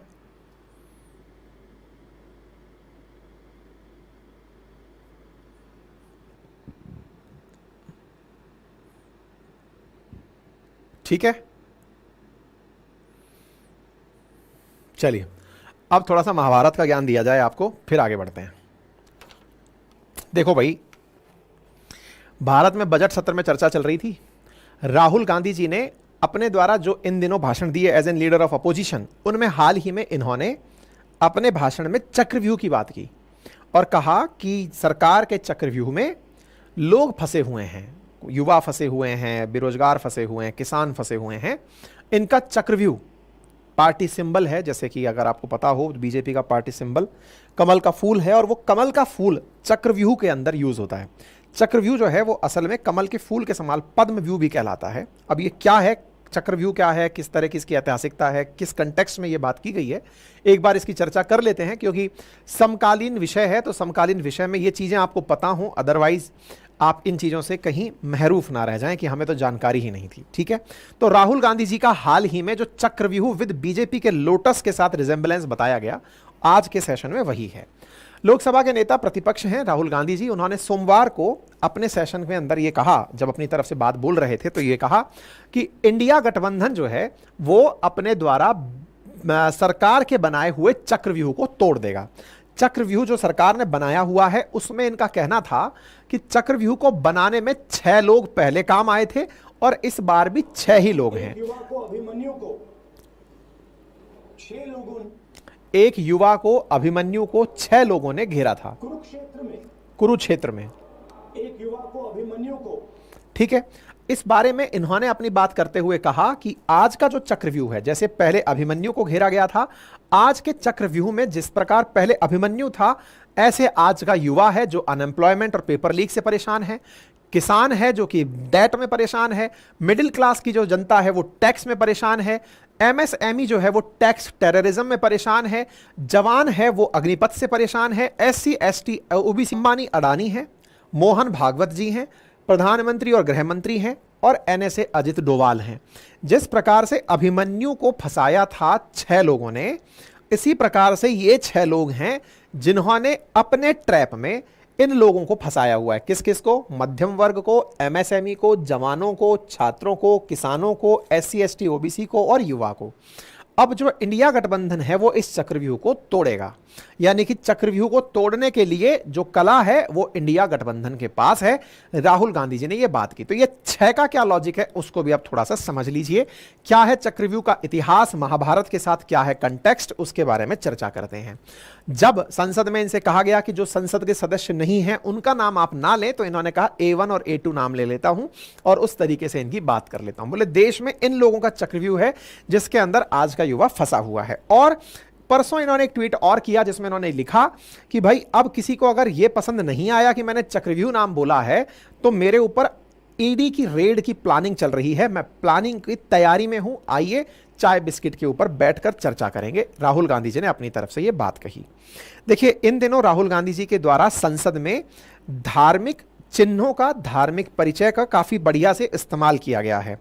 चाहे फिर वो हाथ के निशान को लेकर अभय मुद्रा की बात हो, या फिर भगवान शिव से ये तुलना करना हो कि भगवान शिव ने क्या किया, किस तरह से वर्तमान में शिव की बारात का कंटेक्स्ट हो, चाहे फिर वो वर्तमान के अंदर चक्रव्यूह की बात करना हो। अब ये चक्रव्यूह कहां से आता है, आपको अगर थोड़ी सी भी ऐतिहासिकता पता है तो जानिए।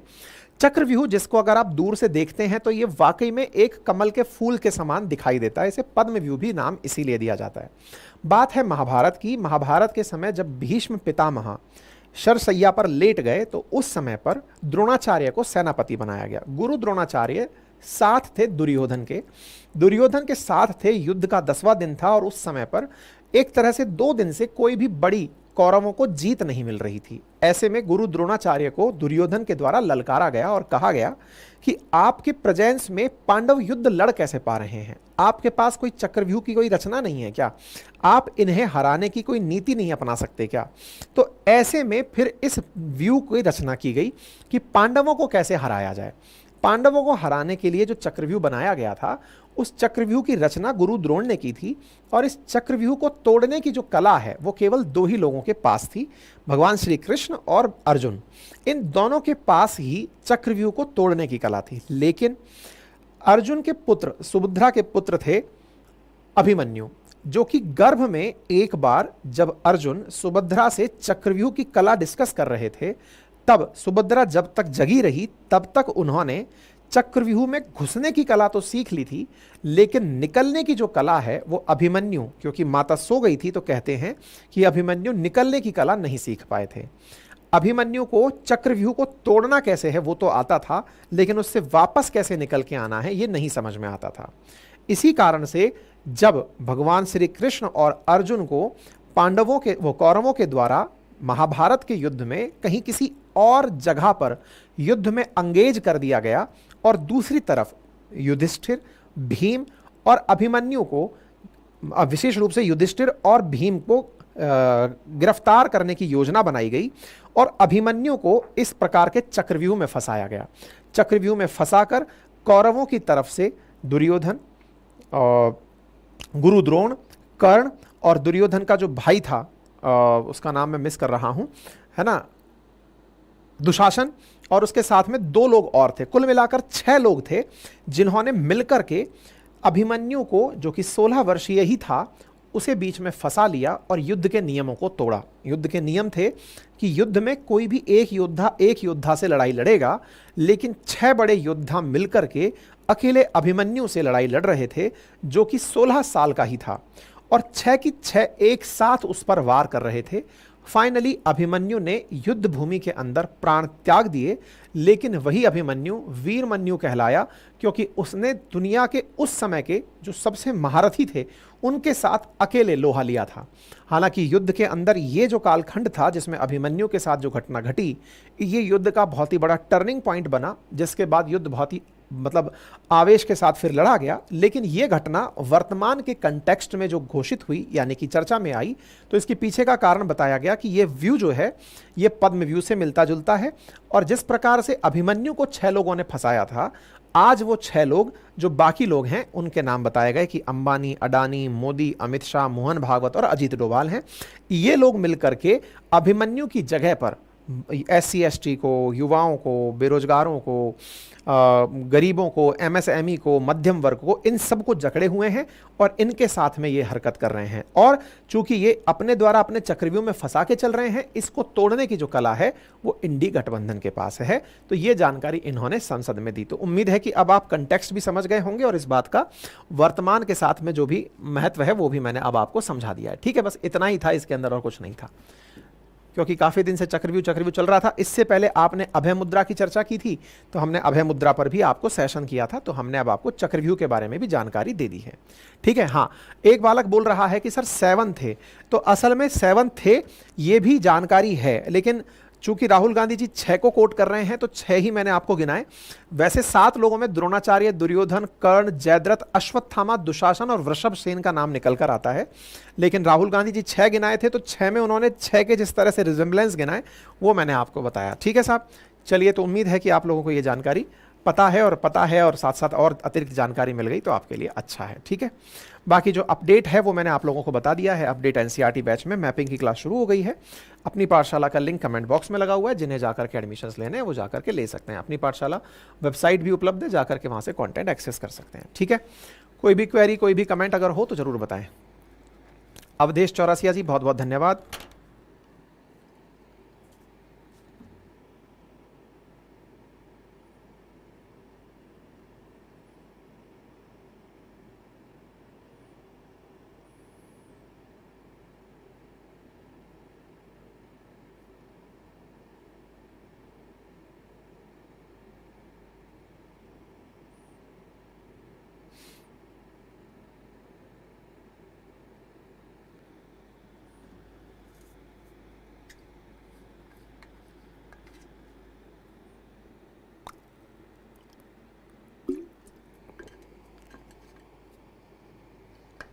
आगे बढ़े, चलिए साथियों, दलहन के केस में एक बड़ी इंटरेस्टिंग भारत के साथ कहानी है। कहानी क्या है? दालें दुनिया में सबसे ज्यादा पैदा की जाती हैं भारत में, सबसे ज्यादा कंज्यूम भी की जाती हैं भारत में, और इंटरेस्टिंग बात यह है कि कंज्यूम करते करते दुनिया में सबसे ज्यादा इंपोर्ट भी की जाती हैं भारत में। यानी कि दालों के केस में एक बड़ी विशिष्टता भारत लेकर चल रहा है। हद तो यह हो गई है कि भारत ने इस साल 6 साल का रिकॉर्ड तोड़ दिया है इंपोर्ट में। हमने इतना दाल मंगा लिया है। हरित क्रांति से आत्मनिर्भर होने निकला भारत आज खुद दाल के आयातक कंट्री के रूप में बन गया है। गेहूं चावल तो पैदा कर लिए, लेकिन दालें मंगाकर खा रहा है। यह भारत के लिए अपने आप में एक बड़ी ही असमंजस की स्थिति है, क्योंकि भारत बड़ी संख्या में एक कृषि आधारित देश के रूप में जाना जाता है, बड़ी मात्रा में कृषि आधारित कंट्री है, और उसे भी दाल मंगा के खानी पड़ रही है। यह भारत सरकार के लिए भी चुनौती है। वर्तमान के कृषि मंत्री शिवराज सिंह चौहान हैं और कोऑपरेटिव मिनिस्टर अमित शाह जी हैं। अमित शाह जी ने कोऑपरेटिव की तरफ से जो नेफेड है, जो कि national agriculture cooperative federation market है, उसके साथ में कृषि मंत्रालय की बात में कहा कि भाई 2027 के बाद भारत 1 किलो भी दाल इंपोर्ट नहीं करेगा।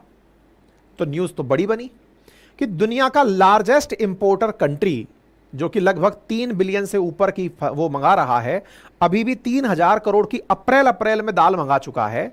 वो देश मात्र 2 साल बाद का सपना देखता है कि 2027 के अंत में या दिसंबर 2027 या जनवरी 2028 में 1 किलो भी दाल इंपोर्ट नहीं करेगा। ऐसा क्यों? ऐसा क्या सरकार ने प्रोविजन डाल दिया है? कोऑपरेटिव्स की चर्चा क्यों है? आज के सेशन में इसी की चर्चा है। मेरे प्यारे साथियों, पहले एक लाइन समझ लो। हमारे देश में हरित क्रांति, अनाज यानी कि धान और गेहूं, इनके केस में भारत को बहुत आत्मनिर्भर कर दी। इतना अनाज पैदा कर लिया कि अब हम इसको एक्सपोर्ट करते हैं। लेकिन क्या आपको यह पता है कि इसको एक्सपोर्ट करने से पहले हमने क्या तैयारी की थी? हरित क्रांति का मूल आधार क्या था? हरित क्रांति का मूल आधार था हाई यील्डिंग वैरायटी के बीज किसानों को दिए गए थे, यानी उच्च उत्पादकता के अनाज के बीज हमने किसानों को दिए थे। तो क्या दलहन के केस में ऐसा नहीं है क्या? आंसर है नहीं है। क्यों नहीं है? अब इसके पीछे का कारण जानिए। देखिए, जब धान हम पैदा कर रहे थे, हमको जब गेहूं पैदा करना था, क्योंकि हमारे पास 2 वक्त की रोटी नहीं थी, तो उस समय पर हमने अपने किसानों से कहा कि आप अनाज पैदा करिए इन बीजों से जिनसे उत्पादकता बढ़ेगी। तो उन्होंने कहा सब ज्यादा पैदा हो गए तो हम करेंगे क्या? सरकार ने कहा हम खरीदेंगे। Food corporation of India FCI उनको स्टॉक करेगा। सरकार से कहा कि किसानों ने सर खरीदोगे कैसे? बोले न्यूनतम समर्थन मूल्य देकर, MSP देकर, जिसकी आपने बहुत बार मांग सुनी है। बोले MSP देकर खरीदोगे का क्या मतलब है? बोले मतलब यह है कि हम आपको पहले ही बता देंगे जब आप फसल बोने वाले होंगे उससे पहले कि इस बार जो धान पैदा होगा या गेहूं पैदा होगा उसको हम इतने रुपए प्रति क्विंटल के हिसाब से खरीदेंगे, ताकि आपकी फसल पैदा हो जाए तो आपको ये टेंशन ना हो कि ये रखा रह गया तो क्या होगा। क्योंकि किसान की सबसे बड़ी दिक्कत क्या है? ज्यादा टमाटर पैदा हो गए तो 5 रुपए किलो और कम पैदा हुए तो 100 रुपए किलो। भाव बदलते बहुत तेजी से, किसान की सबसे बड़ी टेंशन है। तो ऐसे में सरकार के द्वारा दिया गया यह आश्वासन, high yielding variety seeds plus fertilisers और प्लस पानी, इन 3 से होकर आगे बढ़ी। सरकारी आश्वासन मिला कि आप पैदा कर लो, हम खरीद लेंगे। आपको जानकर आश्चर्य होगा कि जिस समय देश आजाद हुआ 1950s के दौर की अगर हम बात करें, पहली पंचवर्षीय योजना की, उस समय जितने क्षेत्र पर हम गेहूं पैदा करते थे, हमने लगभग 3.5 9 चौका 36 4 गुना क्षेत्रफल पर, हेक्टेयर में, उस समय हम लगभग कुछ 97 लाख हेक्टेयर क्षेत्रफल पर भूमि में उत्पादन करते थे, वो अब 325 के आसपास पहुंच गया है। हम इतना ज्यादा हेक्टेयर क्षेत्रफल पर तब से लेकर अब तक बुवाई प्रारंभ कर चुके हैं। वहीं पर अगर दालों की बात करें तो वो मात्र 1.5 गुना क्षेत्रफल पर ही बढ़ी है।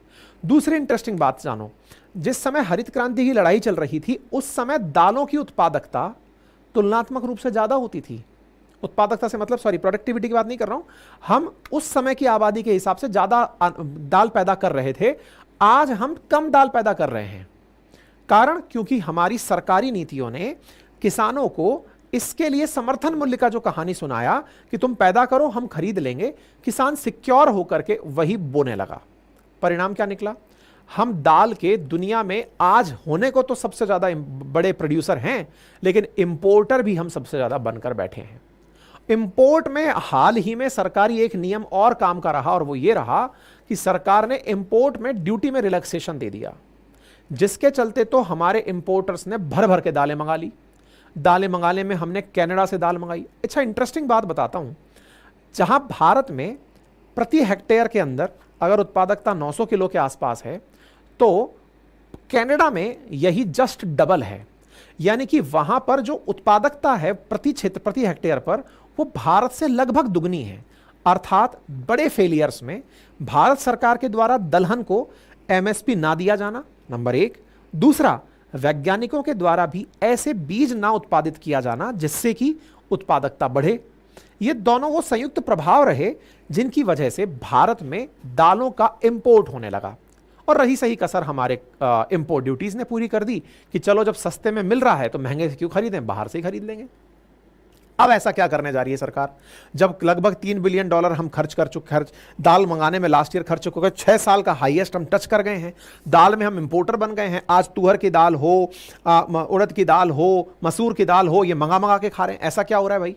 तो इसके पीछे का कारण निकल कर आया और इसका सॉल्यूशन डिस्कस हुआ, तो ये निकल के आया कि जहां तक अभी तक की बात थी कि हम दालें पैदा करते हैं लेकिन खरीदने की गारंटी सरकार नहीं लेती। हालांकि जब तक मांग और आपूर्ति में डिमांड ज्यादा है तब तक तो सरकार के द्वारा तय की गई कीमत से ज्यादा बाजार भाव चल ही रहे हैं, किसान अपनी दालें बेच ही देता है, लेकिन सरकार ने भी कोई खासा प्रयास नहीं किया। अब जो सरकारी प्रयास है वो ये है कि 100% फसल जो दाल की है, दलहन की है, उसको सरकार ने एमएसपी में डाल दिया है।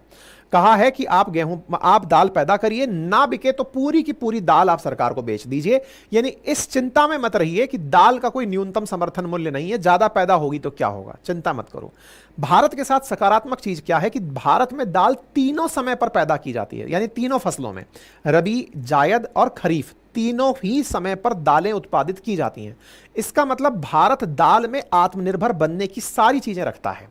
रही बात भारत के अंदर उत्पादकता बढ़ाने की, तो 2014 से 2024 के बीच में जो ट्रांजिशन हुआ है वो ये है कि जहां 750 किलो होता था, अब वो 950 किलो उत्पादक होने लगा है। बीजों में निरंतर तरक्की हो रही है, आने वाले समय में भारत उत्पादकता बढ़ाएगा। ये कुल मिलाकर के इस पूरी कहानी का सार है। ठीक है, उम्मीद है कि आप लोगों को उत्पादकता से रिलेटेड ये जानकारी समझ में आ जाए। भारत ने कहा है कि हम पूरी तरह से इंपोर्ट 2028 में बंद कर देंगे, 2027 के एंड में और 28 के एंड। मतलब आप देखिए भारत ने किस प्रकार से अपने लिए टारगेट सेट कर दिया है, और इसी के बारे में हाल ही में भारत के जो वो मंत्री हैं, जो कोऑपरेटिव मिनिस्टर हैं, नेफेड के केस में उन्होंने अपना जवाब दिया है। ठीक है साहब, भारत सबसे ज्यादा मंगाता किससे? म्यांमार, कनाडा और ऑस्ट्रेलिया से अपनी दालें मंगाता है। दुनिया में सबसे बड़ा दलहन उत्पादक देश होकर भी हम दुनिया में सबसे बड़े इंपोर्टर हैं, यह सबसे बड़ी बात है। ठीक है, अच्छा, और भारत में सबसे ज्यादा कहां पर दलहन उत्पादित की जाती है, दाल उत्पादित की जाती है?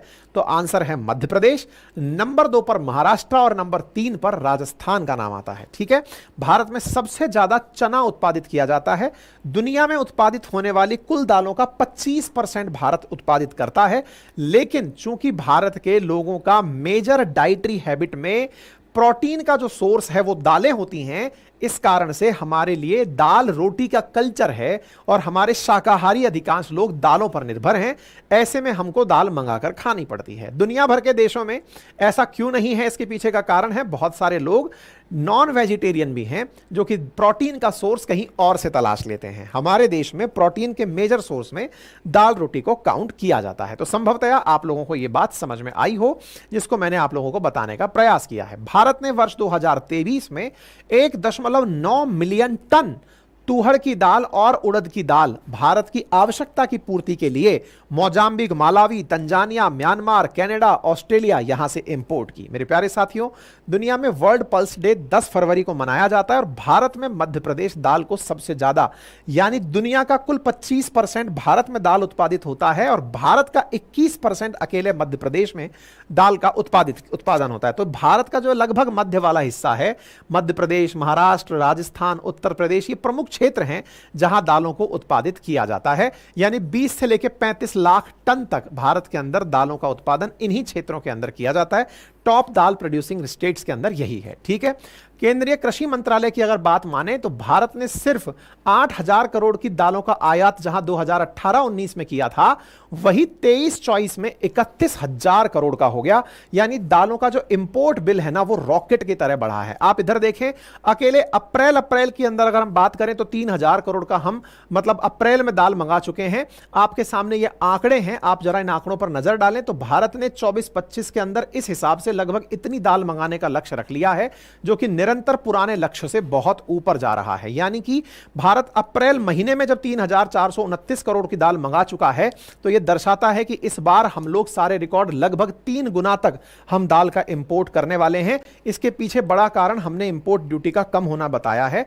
हालांकि इन सब से भारत के इंपोर्ट बिल 6 साल के सबसे हाईएस्ट पर चले गए हैं। भारत इतना ज्यादा मंगा रहा है कि हमने $3.75 बिलियन केवल इंपोर्ट पर खर्च कर दिए हैं।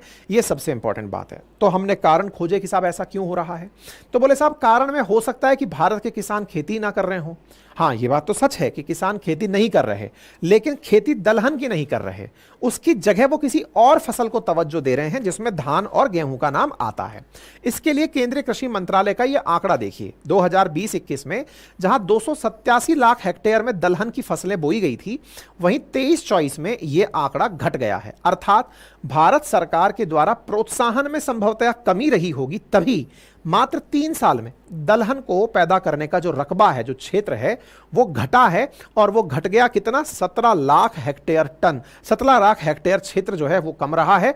अर्थात सरकार फसलों में लोगों का इंटरेस्ट क्रिएट करने में नाकामयाब रही है। बात की जाए नीतियों की, तो नीतियों का जैसे मैंने आपसे कहा कि भारत के अंदर 40% तक ही पहले हम लोग एमएसपी के अंदर दालों को रखते थे, अब हमें यह बढ़ा करके 100% करनी पड़ी है। आप विचार कीजिए कि पंजाब कृषि मंत्रालय की ही अगर हम एक रिपोर्ट देखें तो कहते हैं कि 60 के 61 के दशक में पंजाब में जो कुल फसल उगाई जाती थी उसमें लगभग 19% दालों का होता था, जो 20-21 में मात्र 0.4% रह गया। कारण क्योंकि एमएसपी में सरकारी खरीद में हमने गेहूं को और चावल को तवज्जो दी। ठीक है, यही हाल हुआ कि धान और गेहूं के मुकाबले दलहन की फसलें पिटती चली गई। आजादी के बाद भारत में दलहन फसलों की जो बुआई है वो गेहूं की तुलना में लगभग डबल थी। 1950-51 में भारत में गेहूं मात्र 97.5 लाख हेक्टेयर में पैदा किया जाता था, आज वो लगभग 4 गुना क्षेत्रफल में पैदा किया जाता है। वहीं 50-51 में जो गेहूं दालें थी हमारी, वो 190 लाख हेक्टेयर क्षेत्र में पैदा की जाती थी। समय के साथ साथ उसे इसी क्रम में अगर 4 गुना बढ़ाया जाता तो क्या नतीजे होते, लेकिन हम अभी 270 लाख हेक्टेयर पर हैं। अर्थात ये मुश्किल से 1.5 गुना भी नहीं बढ़ा और ये लगभग 4 गुना बढ़ गया।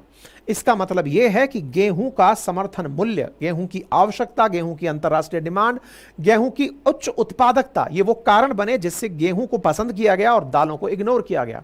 यही कारण है कि हम दाल मंगा कर खाने लगे। और आप लगातार आंकड़े देखें तो ये स्पष्ट करते हैं कि भारत लगातार दाल का इंपोर्टर बनता चला जा रहा है, लगातार दालों को मंगाकर खाता चला जा रहा है।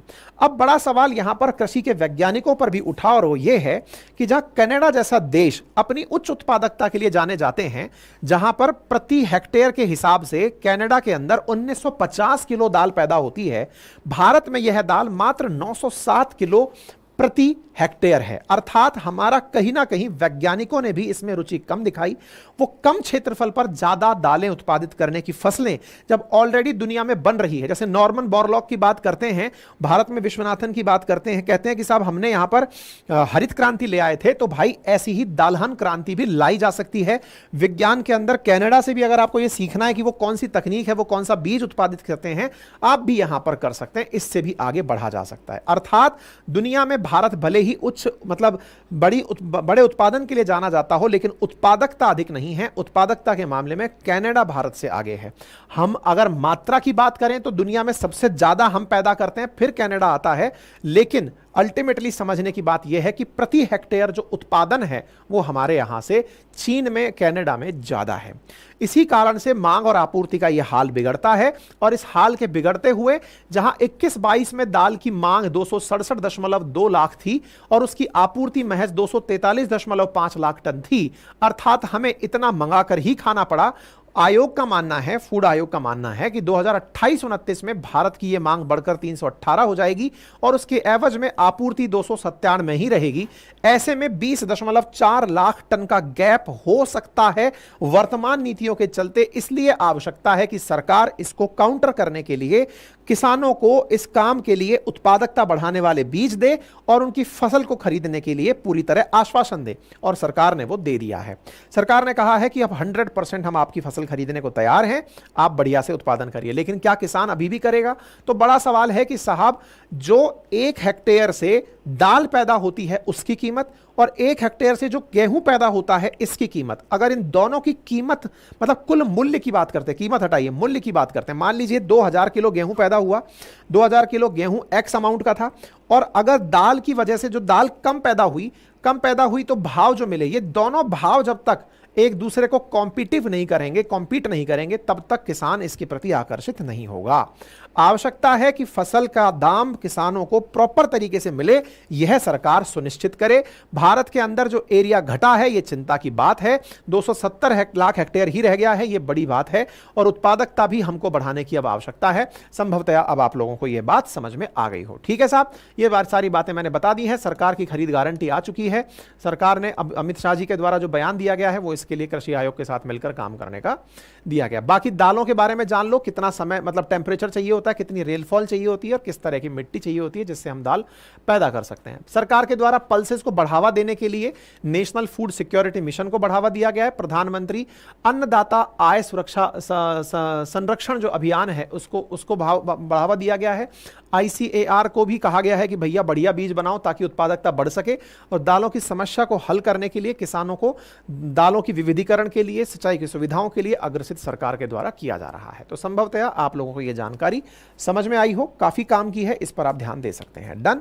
हाँ जी, किसी को किसी प्रकार का कोई डाउट, कोई क्वेरी अगर हो तो जरूर कमेंट बॉक्स में बताएं। बाकी हमारे द्वारा NCERT बैच की इंफॉर्मेशन लगातार आपको दी जा रही है। 10 तारीख तक ही एडमिशंस हैं। इसमें आप मेरे साथ में हिस्ट्री, ज्योग्राफी, पॉलिटी, इकोनॉमी पढ़ेंगे। फिलहाल मैपिंग से आपकी क्लासेस ओपन की गई हैं। ठीक है साहब, चलिए बाकी अपनी पाठशाला, हमारी जो वेबसाइट है वो आपके लिए टेस्ट सीरीज ओपन कर चुकी है। इस कंटेंट की PDF भी आपको वहां से प्राप्त हो जाएगी, उसे आप एक्सेस कर सकते हैं। ठीक है, कोई भी क्वेरी, कोई भी कमेंट, कोई भी क्वेश्चन हो तो जरूर पूछें।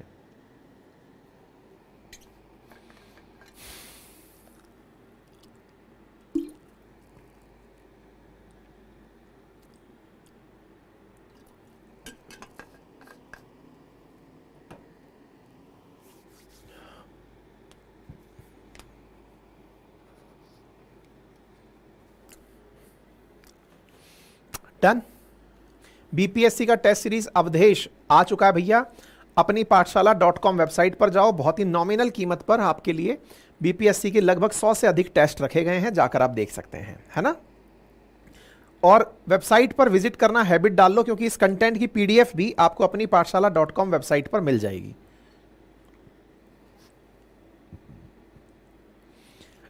आइए साथियों, साइंस एंड टेक्नोलॉजी में एक बहुत जबरदस्त खबर है, और खबर यह है कि भारत के द्वारा अपने एस्ट्रोनॉट्स को, जो कि गगन यात्री हैं, उन्हें गगनयान में जाने से पहले इंटरनेशनल स्पेस स्टेशन भेजा जा रहा है, ताकि उन्हें इस बात का अनुभव हो सके कि पृथ्वी से ऊपर जब अंतरिक्ष की यात्रा पर हम होते हैं तो अनुभव कैसे रहते हैं। और इसके लिए इसरो ने नासा के साथ मिलकर के अपने एक मिशन में, नासा इसरो का जो मिशन है एक्सियोन मिशन, उसके लिए अंतरिक्ष यात्री के नाम का अनाउंसमेंट किया है। बड़ी इंटरेस्टिंग खबर है। खबर इसलिए महत्वपूर्ण होती है कि भारत के 2 क्रू एक्सियोम 4 मिशन के लिए सेलेक्ट किए गए हैं, अर्थात इंटरनेशनल स्पेस स्टेशन।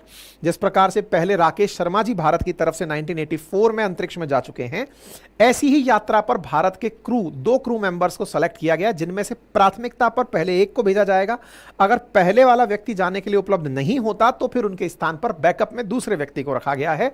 ये दोनों वो एस्ट्रोनॉट्स हैं जिन्हें हाल ही में प्रधानमंत्री के द्वारा गगनयान मिशन के लिए बताया गया था कि भारत के गगन यात्री ये लोग हैं। ठीक है, तो अब इंडियन एयरफोर्स का कहना है, जैसे इंडियन एयरफोर्स बड़े ही गर्व से कहती है touch the sky with glory, अब इंडियन एयरफोर्स के इन पायलट्स को कहा गया है कि touch the space with glory. तो इंडियन एयरफोर्स ने अपने दोनों कैप्टन, एक का नाम है शुभांशु शुक्ला और दूसरे का नाम है प्रशांत बालकृष्णन नैयर, इन दोनों को अपनी तरफ से स्पेस के इस एक्सियोम 4 मिशन के लिए भेजा है। तो एक्सियोम 4 मिशन क्या है, कितना जरूरी है, आइए बताते हैं। भारत के ये 2 पायलट्स हैं, जिनमें से group captain Shubhanshu Shukla air force के पायलट हैं, और दूसरा, अगर आप किसी कारणवश नहीं जा पाते हैं तो प्रशांत बालकृष्णन नैयर को भेजा जाएगा। कब भेजा जाएगा, कौन है, कैसे जाएंगे, क्या बातें होंगी, सारी बातें बताते हैं, एक एक करके सारी बातें समझिए। देखिए, अंतरिक्ष में जाना हो, इंटरनेशनल स्पेस स्टेशन, जिस प्रकार से सुनीता विलियम्स गई हुई हैं, ठीक इसी प्रकार से अंतरिक्ष यात्री भेजे जाते हैं। भारत अपना अंतरिक्ष मिशन, जिसका नाम गगनयान है, उसकी तैयारी में है। इंटरनेशनल स्पेस स्टेशन पर भेजकर हमारे अंतरिक्ष यात्रियों को पहले अनुभव दिलाना चाहता है कि भाई जब आप स्पेस में जाते हैं तो कैसा फील होता है। इसके लिए भारत ने नासा से चर्चा की कि भैया देखो, हम अपना गगनयान भेजेंगे, लेकिन एक बार हमारे यात्री भी जाकर देख तो लें कि स्पेस स्टेशन होता कैसे है। इसके लिए हमारे कैप्टन्स को तलाशा गया, इनको प्रॉपर तरीके से ट्रेनिंग दी गई। लंबे समय से ट्रेनिंग चल रही है, क्योंकि भारत गगनयान जैसे महत्वाकांक्षी योजना कि अंतरिक्ष में भारत का यान जाए और उसमें यात्री हों और फिर लौटकर वापस आए, इसका प्रयास कर रहा है। ऐसे में यात्रियों को फर्स्ट हैंड अनुभव पहले से प्राप्त हो, इसके लिए हमने स्पेस एक्स कंपनी का जो फाल्कन 9 रॉकेट है, उस पर लगा हुआ ड्रैगन कैप्सूल, जिसके मिशन का नाम एक्सियोम मिशन है, जो एक्सियोम 1, 2, 3 के नाम से पहले जा चुका है, उसके 4th मिशन में इनको भेजने का निर्णय लिया है। ठीक है, ये हमारे गगन यात्री हैं जो कि राकेश शर्मा के बाद में जाने वाले अब दूसरे होंगे। इनके साथ इस एक्सियोम मिशन के अंदर पैगी विटसन पायलट के रूप में जाएंगे जो कि ग्रुप कैप्टन होंगे। साथ में पोलैंड के मिशन विशेषज्ञ स्लावोज ओजनास्की और हंगरी के टिबोर कापू भी इनके साथ यात्रा में होंगे। तो ये इंडियन एयरफोर्स का इनके लिए ट्वीट है। कल इनके नाम का अनाउंसमेंट हुआ। इंटरनेशनल स्पेस स्टेशन पर एक्सियोम 4 मिशन के अंदर ये जाएंगे और इस प्रकार से आप तस्वीरें इनकी यहां पर देख पा रहे हैं। ठीक है, ये खबर बनकर आती है टचिंग मतलब स्पेस को अब जाने के लिए भारत की तरफ से 2 ग्रुप कैप्टन अनाउंस हो चुके हैं। एक्सियोम मिशन क्या है तो मैं बता दूं कि ये एक प्राइवेट कंपनी, इसका नाम है स्पेस एक्स, एलन मस्क की कंपनी, जिसका रॉकेट फाल्कन 9 उसके ऊपर धरा हुआ ये जो कैप्सूल जिसको ड्रैगन कहा जाता है, इस ड्रैगन कैप्सूल में अंतरिक्ष यात्रियों को ले जाकर इंटरनेशनल स्पेस स्टेशन यानी वो स्टेशन जो पृथ्वी से लगभग 450 किलोमीटर की ऊंचाई पर पृथ्वी के चारों तरफ चक्कर लगा रहा है, दिन में 16 चक्कर लगाता है, 8 किलोमीटर प्रति सेकंड की रफ्तार से तैर रहा है, वहां पर अंतरिक्ष यात्रियों को भेजने का निर्णय लिया है। एक्सियोम 4 मिशन ड्रैगन के साथ बैठ करके जब जाएंगे 14 दिन तक हमारे अंतरिक्ष यात्री वहां रहेंगे, सीखेंगे कि अंतरिक्ष के क्या क्या चैलेंजेस होते हैं और उस मिशन के माध्यम से ये पहुंचेंगे। कहां से जाएंगे तो कैनेडी स्पेस स्टेशन जो अमेरिका में है वहां से जाएंगे। एक्सियोम मिशन के अंदर भेजा जाएगा, फाल्कन 9 यूज किया जाएगा, कैनेडी स्पेस सेंटर से जाएंगे। ये बातें मैंने बता दी है। इसके लिए इसरो ने नासा से बात की थी। नासा के साथ में जो एक्सियोम कंपनी है, एक्सियोम प्राइवेट मिशन जो है वो स्पेस एक्स द्वारा लीड किया जाता है, उसके माध्यम से इनको भेजा जा रहा है। एक्सियोम 1, 2, 3 ऑलरेडी सक्सेसफुल हैं, जिसमें स्पेस एक्स का जो फाल्कन 9 हैवी वेट है उसका यूज किया गया था, साथ में क्रू कैप्सूल का यूज किया गया था, ड्रैगन कैप्सूल का यूज किया गया था और उसके थ्रू इनको भेजा गया था। ठीक है साहब, तो मैंने आप लोगों को यह जानकारी अच्छे से समझा दी है। संभवतया इंटरनेशनल स्पेस स्टेशन पर जब हमारे भारतीय जाएंगे तो कुछ अच्छे एक्सपीरियंसेस लेके लौटेंगे और उनके ये अनुभव भारत का जो अपना स्पेस मिशन है जिसको गगनयान कहा गया है उसके अंदर बेहद काम का होगा। ये जानकारी मैंने आप लोगों को बता दी है। ठीक है साहब, तो अब देखना होगा कि ये कब होता है। इसकी वजह से भारत अपनी उपस्थिति अंतरिक्ष में बहुत अच्छे से दिखा पाएगा। भारत की तरफ से होने वाला ये काम आने वाले समय में हमारे बहुत सारे लोगों के लिए प्रेरणा का कारण बनेगा। हमारे 4 गगन यात्री पहले ही इसरो ने आज से 5 महीने पहले सेलेक्ट करके बता दिए थे। प्रधानमंत्री के द्वारा इन सभी को देश के समक्ष प्रस्तुत किया गया था कि ये हमारे अंतरिक्ष यात्री हैं जो अंतरिक्ष में जाएंगे और जिससे जाएंगे वो गगनयान होगा। गगनयान कैप्सूल बनकर तैयार है, जल्दी ही इसकी टेस्टिंग होने वाली है। हमारे अंतरिक्ष यात्री जब एक बार अंतरिक्ष में हो आएंगे उसके बाद डेफिनेटली भारत का उन देशों में नाम शुमार होगा जो कि आने वाले समय में अंतरिक्ष के अंदर होंगे। ठीक है, भारत के द्वारा गगनयान के लिए शुभांशु शुक्ला, प्रशांत बालकृष्ण नैयर, अजीत कृष्णन और अंगद प्रताप 4 चयनित ऑलरेडी गगन यात्री हैं जिन्हें भेज करके इसरो अंतरिक्ष में भेजना चाहता है, लेकिन इससे पहले इंटरनेशनल स्पेस स्टेशन भेजकर उन्हें ट्रेनिंग दिलवा रहा है और ट्रेनिंग पूरी होने के बाद में फिर ये अंतरिक्ष यात्री हमारे अपने गगनयान में बैठकर जाएंगे। संभवतः आप सभी तक यह जानकारी भी बड़े काम की रही होगी। आप सभी ने बड़े पेशेंस के साथ आज के पूरे सेशन को सुना, इसके लिए आप सभी का बहुत बहुत धन्यवाद। अपना ख्याल रखें, बड़ों का सम्मान करें, छोटों को प्यार दें, अपना व्यक्तित्व इस प्रकार से विकसित करें कि महिलाएं आपके साथ सुरक्षित और सम्मानित महसूस करें। अभी के लिए इतना ही। और हाँ, जाते जाते अगर आप में से कोई भी साथी हमारे साथ जुड़कर तैयारी करना चाहता है तो अपनी पाठशाला.com वेबसाइट और अपनी पाठशाला एप्लीकेशन निरंतर विजिट करता रहे। Thank you.